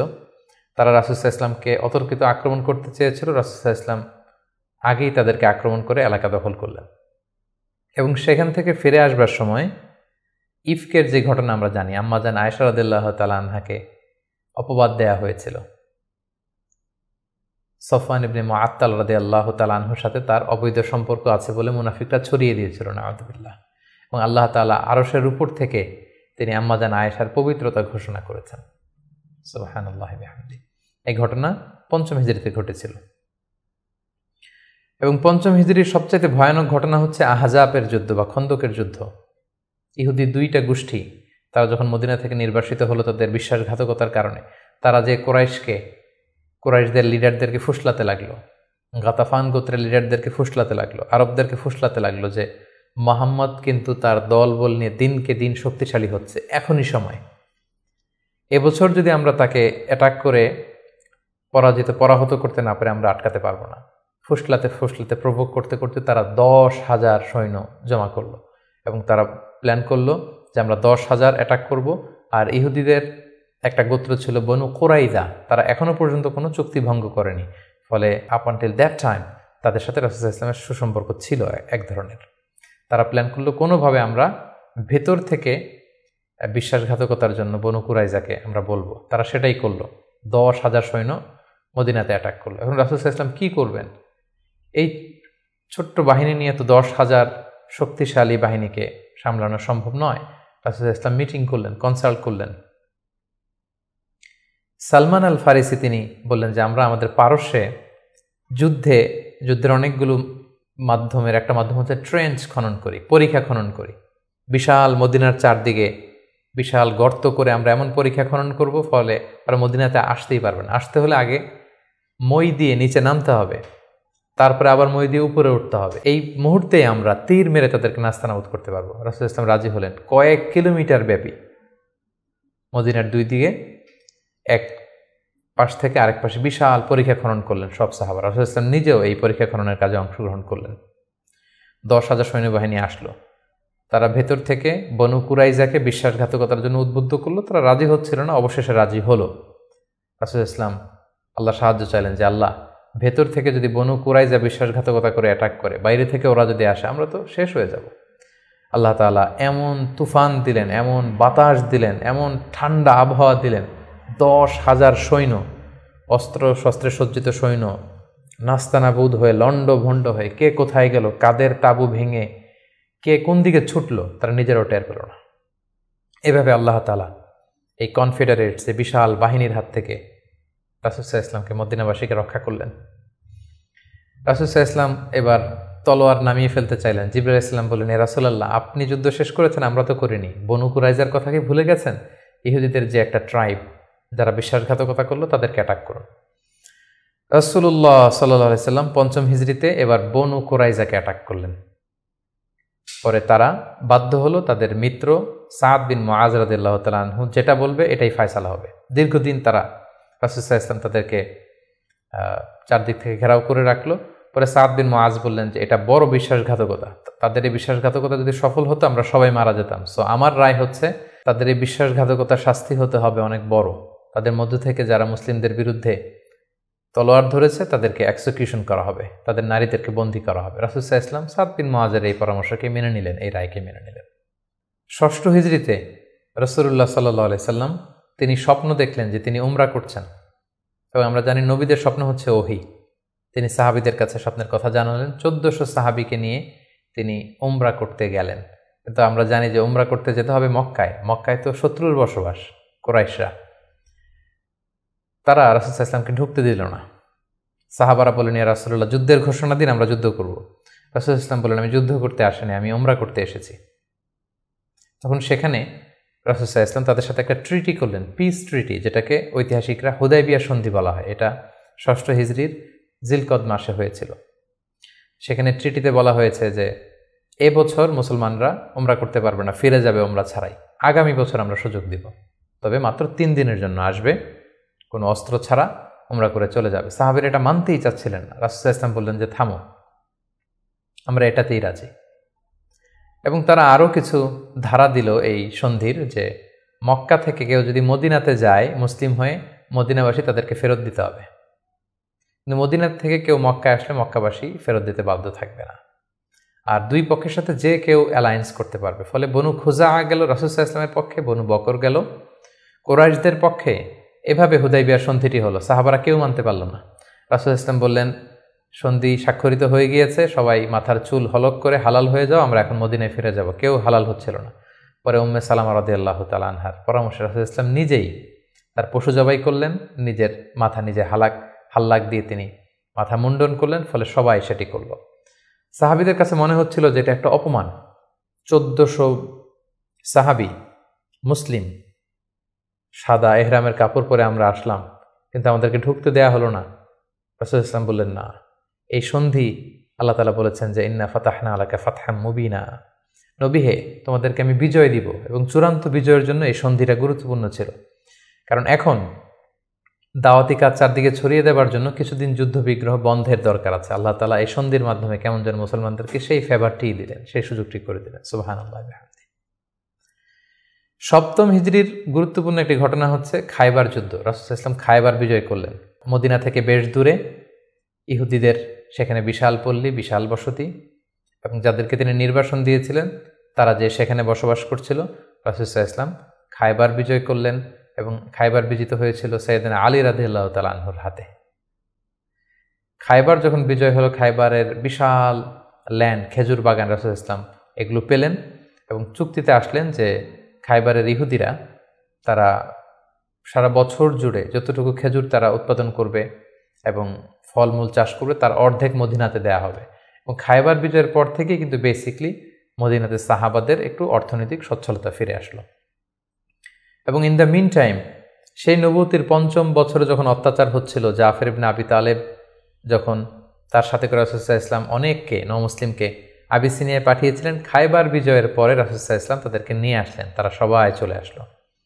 এবং এই ৭ম হিজরিতে রাসূল সাল্লাল্লাহু আলাইহি ওয়াসাল্লাম আশেপাশের বড় বড় যে রাজা আছে, কিং আছে, সুপার পাওয়ার আছে, তাদের কাছে তিনি চিঠি লিখে পাঠালেন যে মিন মুহাম্মদ ইলা হিরাকল আদিমের রোম। এইভাবে সবার কাছে তিনি চিঠি লিখে পাঠালেন যে আসলিম তাসলাম, সালামুন আলা মানিত্তাবা আলো হুদা, শান্তি তাদের প্রতি যারা হেদায়েতকে মানে। ফলে ইন্টারন্যাশনাল ইসলামকে পৌঁছানোর একটা সুযোগ কিন্তু ঠিক তখন রাসূল সাল্লাল্লাহু আলাইহি ওয়াসাল্লামের হলো। এবং সপ্তম হিজরিতে রাসূল সাল্লাল্লাহু আলাইহি ওয়াসাল্লাম সাহাবাদেরকে নিয়ে উমরা করে আসলেন। এটাকে বলা হয় উমরাতুল কাদা। কারণ আমরা জানি যে ষষ্ঠ হিজরিতে তিনি উমরা করতে পারেননি, এবং সেই হুদাইবিয়া সন্ধির একটা ধারা ছিল এবছর ফিরে যেতে হবে, পরের বছর এসে উমরা করবে। রাসূলুল্লাহ সাল্লাল্লাহু আলাইহি ওয়াসাল্লাম পরের বছর যে উমরা করে আসলেন, এবং ঠিক সেই বছরই রাসূল সাল্লাল্লাহু আলাইহি ওয়াসাল্লাম মাইমুনা বিনতে হারেস রাদিয়াল্লাহু তাআলা আনহাকে বিয়ে করেছিলেন। অষ্টম হিজরিতে যে সমস্ত ঘটনা ঘটেছে তার মধ্যে থেকে অন্যতম হচ্ছে মুতার যুদ্ধ, রোমকদের বিরুদ্ধে অনেক দূরের যুদ্ধ। 3 জন সেনাপতি রাসূল সাল্লাল্লাহু আলাইহি ওয়াসাল্লাম এখানে ফিক্স করে দিয়েছিলেন, যায়েদ বিন হারিসা, জাফর ইবনে আবি তালেব, আব্দুল্লাহ ইবনে রাওয়াহা। কোনো অভিযানে তিনি 3 জন সেনাপতি দেন না, এই যুদ্ধে 3 জনকে তিনি সেনাপতি করলেন। তারা 3 জনই বুঝতে পেরেছেন যে তারা প্রত্যেকে শহীদ হবেন, এবং সেটাই ঘটেছিল। রাসূল ইসলাম তাদের জন্য দোয়া করেছিলেন। সবশেষে খালিদ বিন ওয়ালিদ রাদিয়াল্লাহু তাআলা আনহুর নেতৃত্বে মুতার যুদ্ধ বিজয় হয়। অষ্টম হিজরির সবচাইতে সিগনিফিক্যান্ট ইভেন্ট হচ্ছে ফাতহু মক্কা, মক্কা বিজয়, যেটার কারণ হচ্ছে হুদাইবিয়া সন্ধিতে একটা অ্যালায়েন্স হয়েছিল। বনু খুজা ছিল মুসলিমদের পক্ষে, বনু বকর ছিল কুরাইশদের পক্ষে, এবং কথা ছিল কেউ কাউকে অ্যাটাক করবে না। কিন্তু বনু বকরের কিছু লোক কুরাইশদের সহযোগিতায় অস্ত্র নিয়ে তারা একদিন রাতে বনু খুজাকে অ্যাটাক করে তাদের 20 জনকে নিহত করে। রাসূল সাল্লাল্লাহু আলাইহি ওয়াসাল্লাম এই সন্ধিকে আর অটুট রাখলেন না, এই অপরাধকে বরদাস্ত করলেন না। রাসূল সাল্লাল্লাহু আলাইহি ওয়াসাল্লাম যাতে মাফ করে দেয় এটার জন্য আবু সুফিয়ানকে পাঠানো হয়েছিল, রাসূল সাল্লাল্লাহু আলাইহি ওয়াসাল্লাম মানলেন না। বিশাল এক বাহিনী নিয়ে 10,000 সাহাবীকে নিয়ে তিনি মক্কা অভিমুখে রওনা হলেন, এবং তিনি মক্কা বিজয় করলেন। এটাকে ঐতিহাসিকভাবে ফাতহু মক্কা বলা হয়। রাসূল সাল্লাল্লাহু আলাইহি ওয়াসাল্লাম ফিরে আসলেন নিজের জন্মভূমিতে বিজয়ের বেশে। তিনি যে কাবার ভেতরে যত মূর্তি আছে এগুলোকে ভেঙে ফেললেন। বেলাল রাদিয়াল্লাহু আনহুকে বললেন, যাও কাবার উপরে উঠে আজান দাও। আজান দেয়া হলো। রাসূল সাল্লাল্লাহু আলাইহি ওয়াসাল্লাম নামাজ পড়লেন, কাবার ভেতরেও নামাজ পড়লেন। সবচেয়ে বড় 2-1 অপরাধীকে তিনি শাস্তি দিয়েছিলেন, বাকি সবাইকে তিনি মাফ করেছিলেন। সবাই ভয়ে কাঁপছিল। রাসূল সাল্লাল্লাহু আলাইহি ওয়াসাল্লাম বললেন যে লা তাসরিবা আলাইকুমুল ইয়াউম, আজকে তোমাদের প্রতি কোনো আক্রোশ নেই, তোমরা আমাদের ভাই, আমার আত্মীয়, আমরা একই এলাকার লোক। রাসূল সাল্লাল্লাহু আলাইহি ওয়াসাল্লাম ক্ষমা করে দিলেন, এবং রাসূল সাল্লাল্লাহু আলাইহি ওয়াসাল্লামের ক্ষমার এই নমুনা দেখে সবাই মুসলিম হয়ে গেল। রাসূল সাল্লাল্লাহু আলাইহি ওয়াসাল্লামের হাতে হাত রেখে শাহাদা পাঠ করলো। এভাবে মক্কা বিজয় হয়ে গিয়েছিল। মক্কা বিজয়ের পর অষ্টম হিজরির আরেকটা বড় ইনসিডেন্ট হচ্ছে হুনাইনের যুদ্ধ। মক্কাতে রাসূল সাল্লাল্লাহু আলাইহি ওয়াসাল্লাম 19 দিন অবস্থান করলেন। তার মদিনাতে ফিরে আসার আগেই বনু সাকিফ, বনু হাওয়াজিন, যারা তায়েফের অধিবাসী, তারা রাসূল সাল্লাল্লাহু আলাইহি ওয়াসাল্লামের উপর অ্যাটাক করার প্ল্যান করলো। রাসূল সাল্লাল্লাহু আলাইহি ওয়াসাল্লাম তাদের প্রতি অভিযান পরিচালনা করলেন। হুনাইন নামক জায়গায় যুদ্ধ হলো। শুরুতে মুসলমানরা পরাস্ত হয়েছিল, কিন্তু পরবর্তীতে মুসলমানরা বিজয় লাভ করল, এবং এযাবৎকালে সবচাইতে বেশি গানিমাত, যুদ্ধলব্ধ সম্পদ রাসূল সাল্লাল্লাহু আলাইহি ওয়াসাল্লাম এই হুনাইনের যুদ্ধ থেকে তিনি পেয়েছিলেন। এবং এই যুদ্ধে রাসূল সাল্লাল্লাহু আলাইহি ওয়াসাল্লামের সেই দুধমা হালিমা, দুধবোন শাইমা, তারা বন্দী হয়ে এসেছিল। রাসূল সাল্লাল্লাহু আলাইহি ওয়াসাল্লাম তাদেরকে চিনতে পারলেন, তাদেরকে ক্ষমা করে দিলেন, তাদেরকে অনেক উপর হুকুম দিলেন। নবম হিজরিকে বলা হয় দ্য ইয়ার অফ ডেলিগেশনস, আমাল উফুদ। ইসলাম যেহেতু এখন একটা স্থিতিশীল শক্তিশালী অবস্থায় আছে, মুসলিম সাম্রাজ্য পৃথিবীর বিভিন্ন দেশ থেকে রাসূল সাল্লাল্লাহু আলাইহি ওয়াসাল্লামের সাথে অ্যালায়েন্স করার জন্য, জোট করার জন্য, তারা নিজেদের সমর্থন দেওয়ার জন্য অথবা শাহাদা পাঠ করে মুসলিম হওয়ার জন্য রাসূল সাল্লাল্লাহু আলাইহি ওয়াসাল্লামের কাছে এই বছর এসে নবম হিজরিতে এসে দেখা করতে লাগলো। এবং নবম হিজরিতে একটা বড় যুদ্ধ হয়েছিল, যেটাকে তাবুকের যুদ্ধ বলা হয়। নবম হিজরির রজব মাসে রাসূল সাল্লাল্লাহু আলাইহি ওয়াসাল্লাম রোমানদের বিরুদ্ধে যুদ্ধ করার জন্য তিনি অভিযান পরিচালনা করেছিলেন, এবং এই সময়টা ছিল প্রচণ্ড গরমের সময় এবং খেজুর পাকার মুহূর্ত। ফসল পেকেছে, ফসল কেটে ঘরে উঠাতে হবে, প্রচণ্ড গরম, সফরের দূরত্ব অনেক বেশি। মুনাফিকরা নানা তাল বাহানায় রাসূল সাল্লাল্লাহু আলাইহি ওয়াসাল্লামের কাছে ওজর আপত্তি করল, রাসূল সাল্লাল্লাহু আলাইহি ওয়াসাল্লাম মেনে নিলেন, আর মুসলিমদেরকে নিয়ে রাসূল সাল্লাল্লাহু আলাইহি ওয়াসাল্লাম তাবুকে গেলেন। তাবুকে যে রাসূল সাল্লাল্লাহু আলাইহি ওয়াসাল্লাম সেখানে 20 দিন অবস্থান করলেন। আসলে সেখানে কোনো যুদ্ধ হয়নি, মুমিনদের ইমানি পরীক্ষার জন্য আল্লাহ তাআলা সর্বশেষ পরীক্ষাটা করলেন। মুসলিমদের এই বিশাল বাহিনী দেখে রোমান সাম্রাজ্যের সৈনিকেরা তারা যুদ্ধ করতে অস্বীকৃতি জানালো। যুদ্ধ ছাড়াই বিজয়ের বেশে রাসূল সাল্লাল্লাহু আলাইহি ওয়াসাল্লাম তাবুক থেকে ফিরে আসলেন। ফিরে আসার পথে রাসূল সাল্লাল্লাহু আলাইহি ওয়াসাল্লামকে জানানো হলো যে মুনাফিকরা একটা বিশেষ মসজিদ বানিয়েছে, সেখানে আপনাকে নিতে চায়। আপনি যে একবার নামাজ পড়াবেন, তারপরে সেখানে তারা ষড়যন্ত্র করবে। তাই তাদের ষড়যন্ত্রের মূলোৎপাটনের জন্য আপনি মদিনাতে ফেরার আগেই এই মসজিদকে জ্বালিয়ে দিবেন। আল্লাহ তাআলার অর্ডার। এই মসজিদের নাম হচ্ছে মসজিদে দিরার। মুমিনদের মধ্যে ডিভাইডেশন, ক্ষতি এবং সমাজের মধ্যে ক্যাওস সৃষ্টি করার জন্য, মুসলিমদের মধ্যে ঐক্যের মধ্যে ভাঙন তৈরি করবার জন্য তারা এই মসজিদ তৈরি করেছে। রাসূল সাল্লাল্লাহু আলাইহি ওয়াসাল্লাম পাঠালেন সাহাবীদেরকে, এই মসজিদকে জ্বালিয়ে দেয়া হলো। এবং এই নবম হিজরিতেই তায়েফের বনু সাকিব গোত্র এসে ইসলাম ধর্ম গ্রহণ করল এবং রাসূলুল্লাহ সাল্লাল্লাহু আলাইহি ওয়াসাল্লাম নবম হিজরিতে আবু বকর রাদিয়াল্লাহু তাআলা আনহুকে হজের আমির বানিয়ে হজে পাঠালেন। বললেন যে আবু বকর যাও, তুমি যে এবার হজের লিডিং তুমি দিবে, আর বলে আসবে যে আগামী বছর 10ম হিজরিতে আমি নবী হজে যাব, এবং বলে দিয়ে আসবে যে আগামী বছর থেকে কোনো মুশরিক আর হজ করতে পারবে না। রাসূল সাল্লাল্লাহু আলাইহি ওয়াসাল্লামের নির্দেশনা পেয়ে নবম হিজরিতে আবু বকর রাদিয়াল্লাহু তাআলা আনহু তিনি হজ পরিচালনার জন্য গেলেন এবং যাওয়ার পথে পথিমধ্যে সকল আরব গোত্রগুলোকে তিনি জানিয়ে দিলেন যে আগামী বছর কিন্তু নবী হজে আসবে, ফলে কোনো মুশরিক আর আগামী বছর থেকে হজের সুযোগ পাবে না। এবং এই নবম হিজরিতে রাসূল সাল্লাল্লাহু আলাইহি ওয়াসাল্লাম জাজিরাতুল আরবের বিভিন্ন এলাকায় ইসলামের দাওয়াত পৌঁছানোর জন্য বিভিন্ন সাহাবাদেরকে দায়িত্ব দিয়ে দাঈ ইলাল্লাহ হিসেবে পাঠিয়েছেন। এবং ঠিক তখনই আল্লাহ তাআলা আয়াত নাজিল করলেন, ওয়ারাআইতান নাসা ইয়াদখুলুনা ফি দীনিল্লাহি আফওয়াজা। অর্থাৎ হে নবী, আপনি দেখবেন দলে দলে জাজিরাতুল আরবে লোকজন ইসলামের ছায়াতলে চলে আসছে। এবং সেটাই হলো, দলে দলে লোকজন ইসলাম ধর্ম গ্রহণ করতে লাগলো। 10ম হিজরিতে রাসূল সাল্লাল্লাহু আলাইহি ওয়াসাল্লাম মুআয ইবনে জাবালকে আলী রাদিয়াল্লাহু তাআলা আনহুকে ইয়ামানে পাঠালেন, খালিদ বিন ওয়ালিদকে নাজরানে পাঠালেন এবং 10ম হিজরিতে রাসূল সাল্লাল্লাহু আলাইহি ওয়াসাল্লাম হজে বের হলেন। প্রায় লক্ষাধিক সাহাবাকে নিয়ে তিনি হজের জন্য গেলেন। সহিহ মুসলিমের বর্ণনা, জাবের রাদিয়াল্লাহু তাআলা আনহু বলেন, মদিনা থেকে জুলহুলাইফা থেকে হেরাম বেদে রাসূল সাল্লাল্লাহু আলাইহি ওয়াসাল্লাম যখন বেরোলেন, আমি তাকিয়ে দেখি ডানে হাজার হাজার সাহাবী, বায়ে হাজার হাজার সাহাবী, সামনে পেছনে হাজার হাজার মানুষ। যেখান দিয়ে যাচ্ছে লোকজন রাসূল সাল্লাল্লাহু আলাইহি ওয়াসাল্লামের কাফেলার সাথে হজের জন্য যুক্ত হচ্ছে। রাসূল সাল্লাল্লাহু আলাইহি ওয়াসাল্লামের এই হজটাকে বিদায় হজ বলা হয়। এবং এই বিদায় হজে তিনি একটা ঐতিহাসিক ভাষণ দিয়েছিলেন, যেটাকে বিদায় হজের ভাষণ বলা হয়। দিনটা ছিল জুমাবার। রাসূল সাল্লাল্লাহু আলাইহি ওয়াসাল্লাম তিনি আরাফার ময়দানে জিলহজ মাসের 9 তারিখে ঐতিহাসিক ভাষণ দিয়েছিলেন, এই বিদায় হজের ভাষণ, যেখানে তিনি জাহিলিয়াতকে কবর দিয়েছিলেন। জাহিলিয়াতের সবকিছু তিনি সেদিন ড্যামলিশ করেছিলেন। সুদকে তিনি পায়ের নিচে স্থান দিয়েছিলেন এবং সেখানে তিনি মানবতার কথা বলেছেন, উইমেন রাইটসের কথা বলেছেন, নারী অধিকারের কথা, শ্রমিকদেরকে নিয়ে তিনি সেদিন কথা বলেছেন, সেখানে ভ্রাতৃত্বের কথা তিনি বলেছেন, সেখানে শিরকের বিরুদ্ধে তিনি আওয়াজ তুলেছেন।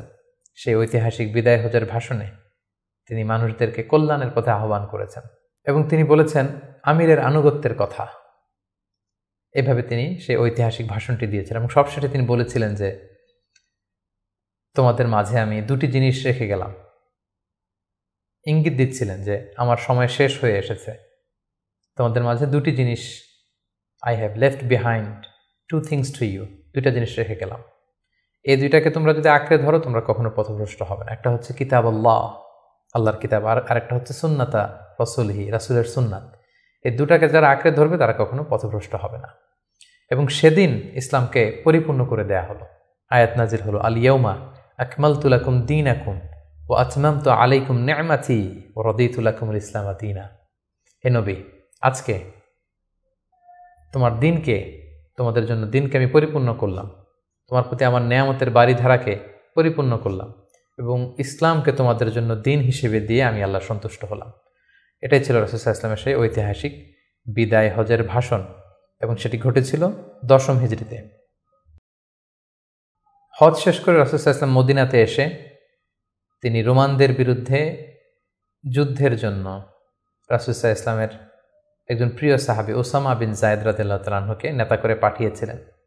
কিন্তু তিনি যেতে পারেননি। মদিনা থেকে বের হওয়ার কিছুদিন পরই তিনি শুনতে পেলেন যে রাসূল সাল্লাল্লাহু আলাইহি ওয়াসাল্লাম অসুস্থ। 11 হিজরির কথা। রাসূল সাল্লাল্লাহু আলাইহি ওয়াসাল্লাম অত্যন্ত অসুস্থ হয়ে পড়লেন এবং সেই অসুস্থতা থেকে তিনি আর সুস্থ হয়ে উঠলেন না এবং সেই অসুস্থতার কারণে রাসূল সাল্লাল্লাহু আলাইহি ওয়াসাল্লাম ইন্তেকাল করলেন।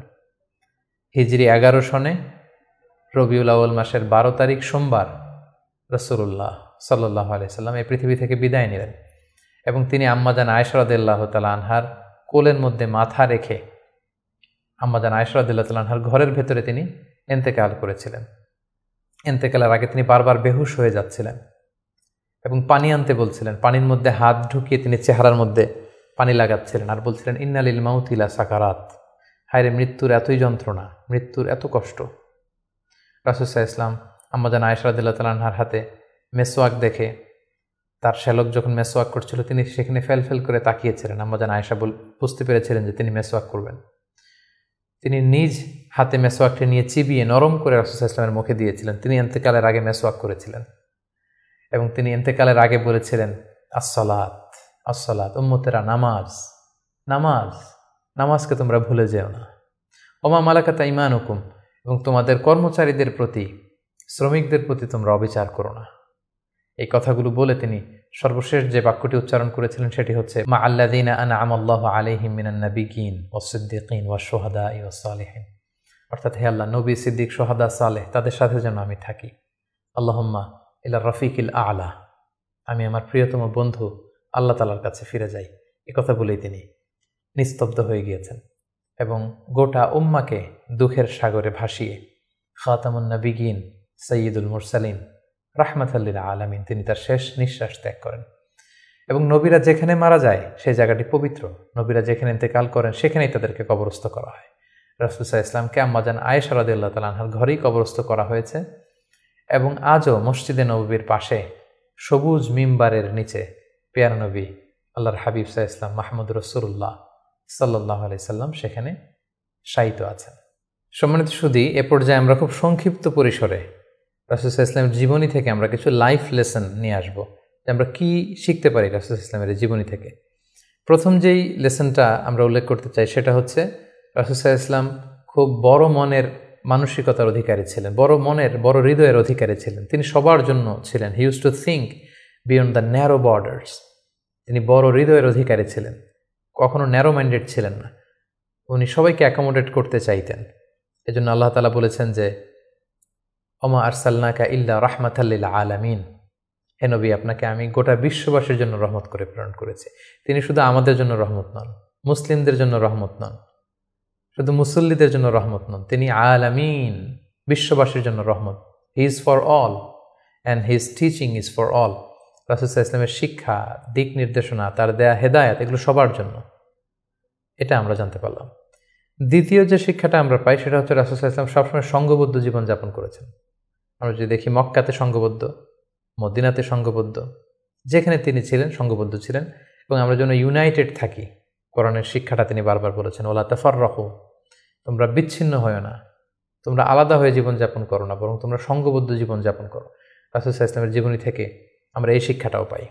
3 নম্বর যে শিক্ষাটি আমরা পাই রাসূল সাল্লাল্লাহু আলাইহি ওয়াসাল্লামের জীবনী থেকে সেটা হচ্ছে তিনি পিস লাভার ছিলেন, শান্তিকামী।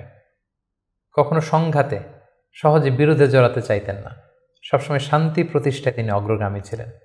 আমরা যদি দেখি যে কোরাইশদের সাথেও কিন্তু তিনি পিস ট্রিটি করেছেন, শান্তি চুক্তি। সাহাবারা রাজি হচ্ছিলেন না, কিন্তু তিনি করেছেন। মদিনায় এসে তিনি মদিনা চার্টার করেছেন, মদিনা সনদ করেছেন, ইহুদিদের সাথে একসাথে থেকেছেন, থাকতে চেয়েছেন, কিন্তু মদিনা সনদ ভঙ্গ হয়েছে যখন তারা বিশ্বাসঘাতকতা করেছে। তার মানে তিনি সবসময় শান্তির পক্ষে ছিলেন, শান্তিকামী তিনি ছিলেন।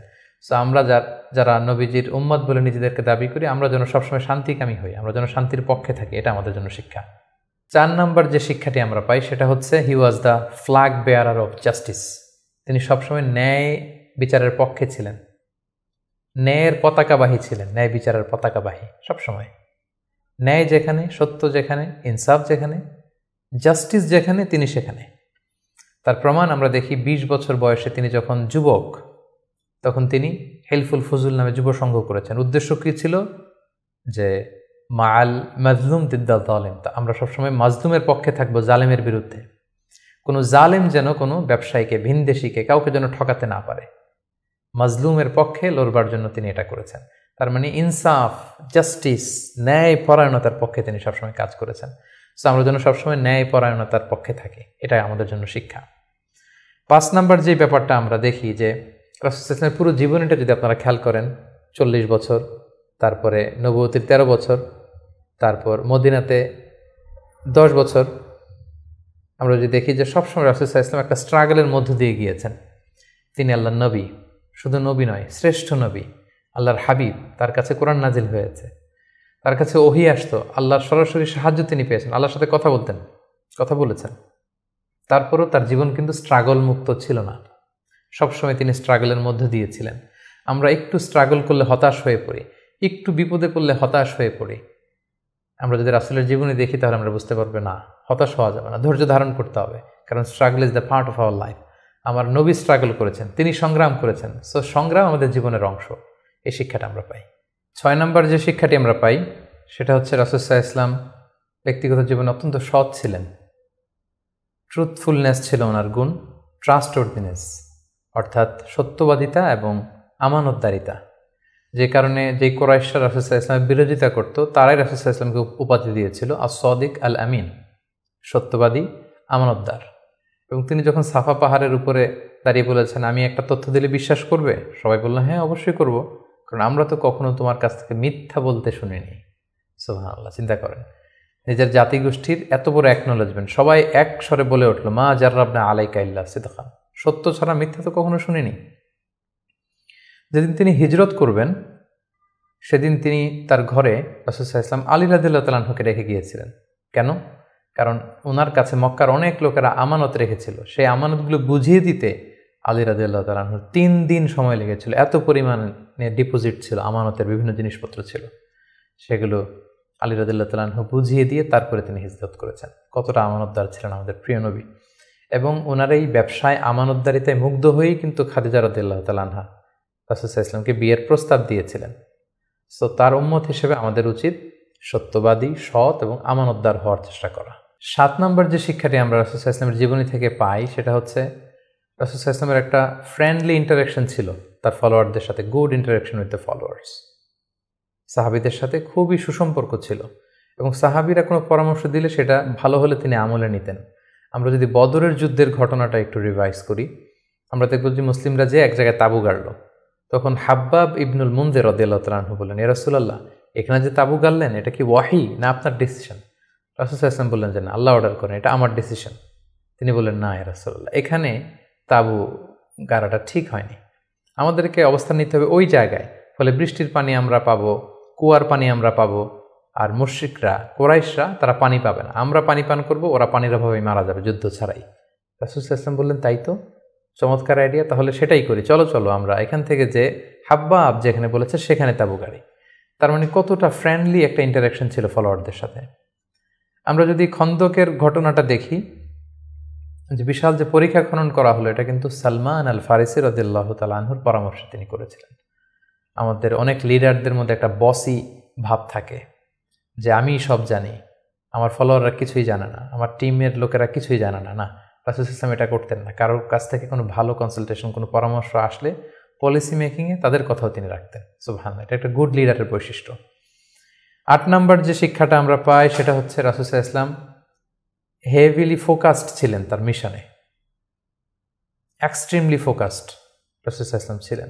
সেই যে মক্কায় তিনি তাওহীদের বাণী প্রচার করতে শুরু করেছেন, রিসালাতের বাণী প্রচার করতে শুরু করেছেন, আখিরাতের কথা মানুষকে প্রচার করতে শুরু করেছেন, তার যে দাওয়াতের ফোকাস, এই ফোকাস থেকে কোনো প্রলোভন, কোনো লোভ, কোনো স্ট্রাগল, কোনো বিপদ রাসূল সাল্লাল্লাহু আলাইহি ওয়াসাল্লামকে এক চুল পরিমাণ নাড়াতে পারেনি। সো আমরা যদি জীবনে সফল হতে চাই, আমাদের ফোকাস ঠিক রাখতে হবে। ফোকাস থেকে আমরা নড়ে গেলে কিন্তু আমরা সফলতার দেখা পাবো না। 9 নম্বর যে শিক্ষাটা আমরা পাই, রাসূল সাল্লাল্লাহু আলাইহি ওয়াসাল্লামের কম্প্যাশনেট অ্যান্ড মার্সিফুল অ্যাটিটিউড।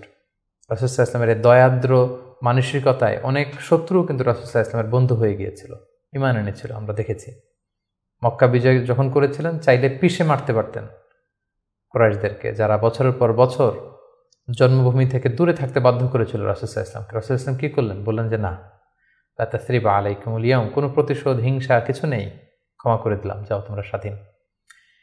এভাবে নানা ঘটনায় আমরা দেখেছি রাসূল সাল্লাল্লাহু আলাইহি ওয়াসাল্লাম তার অমীয় অনুপম চরিত্রের মাধ্যমে তিনি মানুষের মন জয় করেছেন। সো এই গুণাবলী যেন আমরা আমাদের মধ্যে ধারণ করবার চেষ্টা করি। সব শেষে আমরা যেই শিক্ষাটির কথা বলবো সেটা হচ্ছে succession management. A good leader produces good leaders. একজন ভালো নেতা শুধু ফলোয়ার তৈরি করে না, সে আরও নতুন নেতা তৈরি করে। রাসূল সাল্লাল্লাহু আলাইহি ওয়াসাল্লামের এই গুণাবলীটি কিন্তু ছিল। আমরা যদি দেখি, রাসূল সাল্লাল্লাহু আলাইহি ওয়াসাল্লামের ইন্তেকালের পরে আমাদের লিডারশিপ নিয়ে কোনো ক্রাইসিস হয়নি, সেখানে দাঁড়িয়ে গিয়েছে আবু বকরকে আমরা রাদিয়াল্লাহু তাআলা আনহুকে আমরা আমাদের খলিফা বানিয়েছি। আবু বকর রাদিয়াল্লাহু তাআলা আনহুর ইন্তেকালের পরে ওমরে ফারুক আমাদের খলিফা হয়েছে, তারপরে উসমান, তারপরে আলী রাদিয়াল্লাহু তাআলা আনহু। তার মানে রাসূল সাল্লাল্লাহু আলাইহি ওয়াসাল্লাম এদেরকে কিন্তু সবসময় ডানে বায়ে সামনে পেছনে কাছে নানা কাজে এঙ্গেজ করে নতুন নেতৃত্ব, নিউ লিডারশিপ কিন্তু তিনি তৈরি করেছিলেন। ফলে এই সাকসেশন ম্যানেজমেন্টে কিন্তু রাসূল সাল্লাল্লাহু আলাইহি ওয়াসাল্লাম সাকসেসফুল ছিলেন। এবং এখান থেকে আমরা যারা লিডারশিপ কোয়ালিটি আমাদের আছে, আমরা যেন নতুন লিডার তৈরি করে যেতে পারি উম্মার জন্য, এই শিক্ষাটি কিন্তু আমরা পাই। সম্মানিত সুধী, রাসূল সাল্লাল্লাহু আলাইহি ওয়াসাল্লামের জীবনের প্রতিটি স্টেপে, প্রতিটি পদক্ষেপে, প্রতিটি ঘটনা থেকে অসংখ্য অসংখ্য শিক্ষা আমাদের জন্য রয়েছে এবং বের করা সম্ভব। কিন্তু আজকের এক পর্বে এই সবগুলো শিক্ষা বা লেসন নিয়ে বা টিচিং নিয়ে আমাদের পক্ষে আলোচনা করা সম্ভব না। আমরা প্রফিট সিরিজের সর্বশেষ পর্বে আমরা এতটুকুই বলতে চাই যে আমরা এক পর্বে খুব সংক্ষিপ্ত পরিসরে এখানে উল্লেখ করলাম, আমরা কেবলমাত্র রাসূল সাল্লাল্লাহু আলাইহি ওয়াসাল্লামের সিরার উপর 50 পর্ব কিংবা 100 পর্বের একটা ধারাবাহিক সিরিজ করার প্রত্যাশা রাখি। আল্লাহ তাআলা আমাদেরকে তৌফিক দান করুক। সম্মানিত সুধী, রাসূল সাল্লাল্লাহু আলাইহি ওয়াসাল্লামের ফলোয়ার বা উম্মাহ হিসেবে আমাদের উচিত রাসূল সাল্লাল্লাহু আলাইহি ওয়াসাল্লামের আদর্শকে আমাদের জীবনে বাস্তবায়ন করা, তার প্রতি ভালোবাসার সর্বোচ্চ নমুনা পেশ করা, তার সম্মান আমাদের সম্মান। তাকে যখন গালি দেওয়া হয়, তার বিরুদ্ধে যখন কটু কথা বলা হয়, আমরা যেন তখন এটার প্রতিবাদ করি, লেখনীর মাধ্যমে, বক্তব্যের মাধ্যমে, একত্রিত হয়ে বিভিন্ন ইভেন্টস করার মাধ্যমে রাসূল সাল্লাল্লাহু আলাইহি ওয়াসাল্লামের রেখে যাওয়া শিক্ষা যেন আমরা আমাদের বাস্তব জীবনে কাজে লাগাই, আমরা যেন অন্যের কাছে পৌঁছাই, আমরা যেন সোশ্যাল মিডিয়াতে ছড়িয়ে দেই এবং রাসূল সাল্লাল্লাহু আলাইহি ওয়াসাল্লামের এই শিক্ষার জন্য আমরা আমাদের অমুসলিম ভাই বোনদের কাছে পৌঁছাতে পারি। আমরা যেন রাসূল সাল্লাল্লাহু আলাইহি ওয়াসাল্লামকে আমাদের জীবনের চাইতে বেশি ভালোবাসতে পারি। আমরা যেন বেশি বেশি রাসূল সাল্লাল্লাহু আলাইহি ওয়াসাল্লামের প্রতি দুরূদ পড়ি, তার রেখে যাওয়া শিক্ষা এবং আদর্শ যেন আমরা মেনে চলতে পারি। আল্লাহ তাআলা আমাদের সবাইকে কথাগুলো বোঝার, আমল করার তৌফিক দান করুক। হাযা মা ইনদি ওয়াল ইলমু ইনদাল্লাহ আলাইহি তাওয়াক্কালতু ওয়া ইলাইহি উনীব। আসসালামু আলাইকুম ওয়া রাহমাতুল্লাহি ওয়া বারাকাতুহু।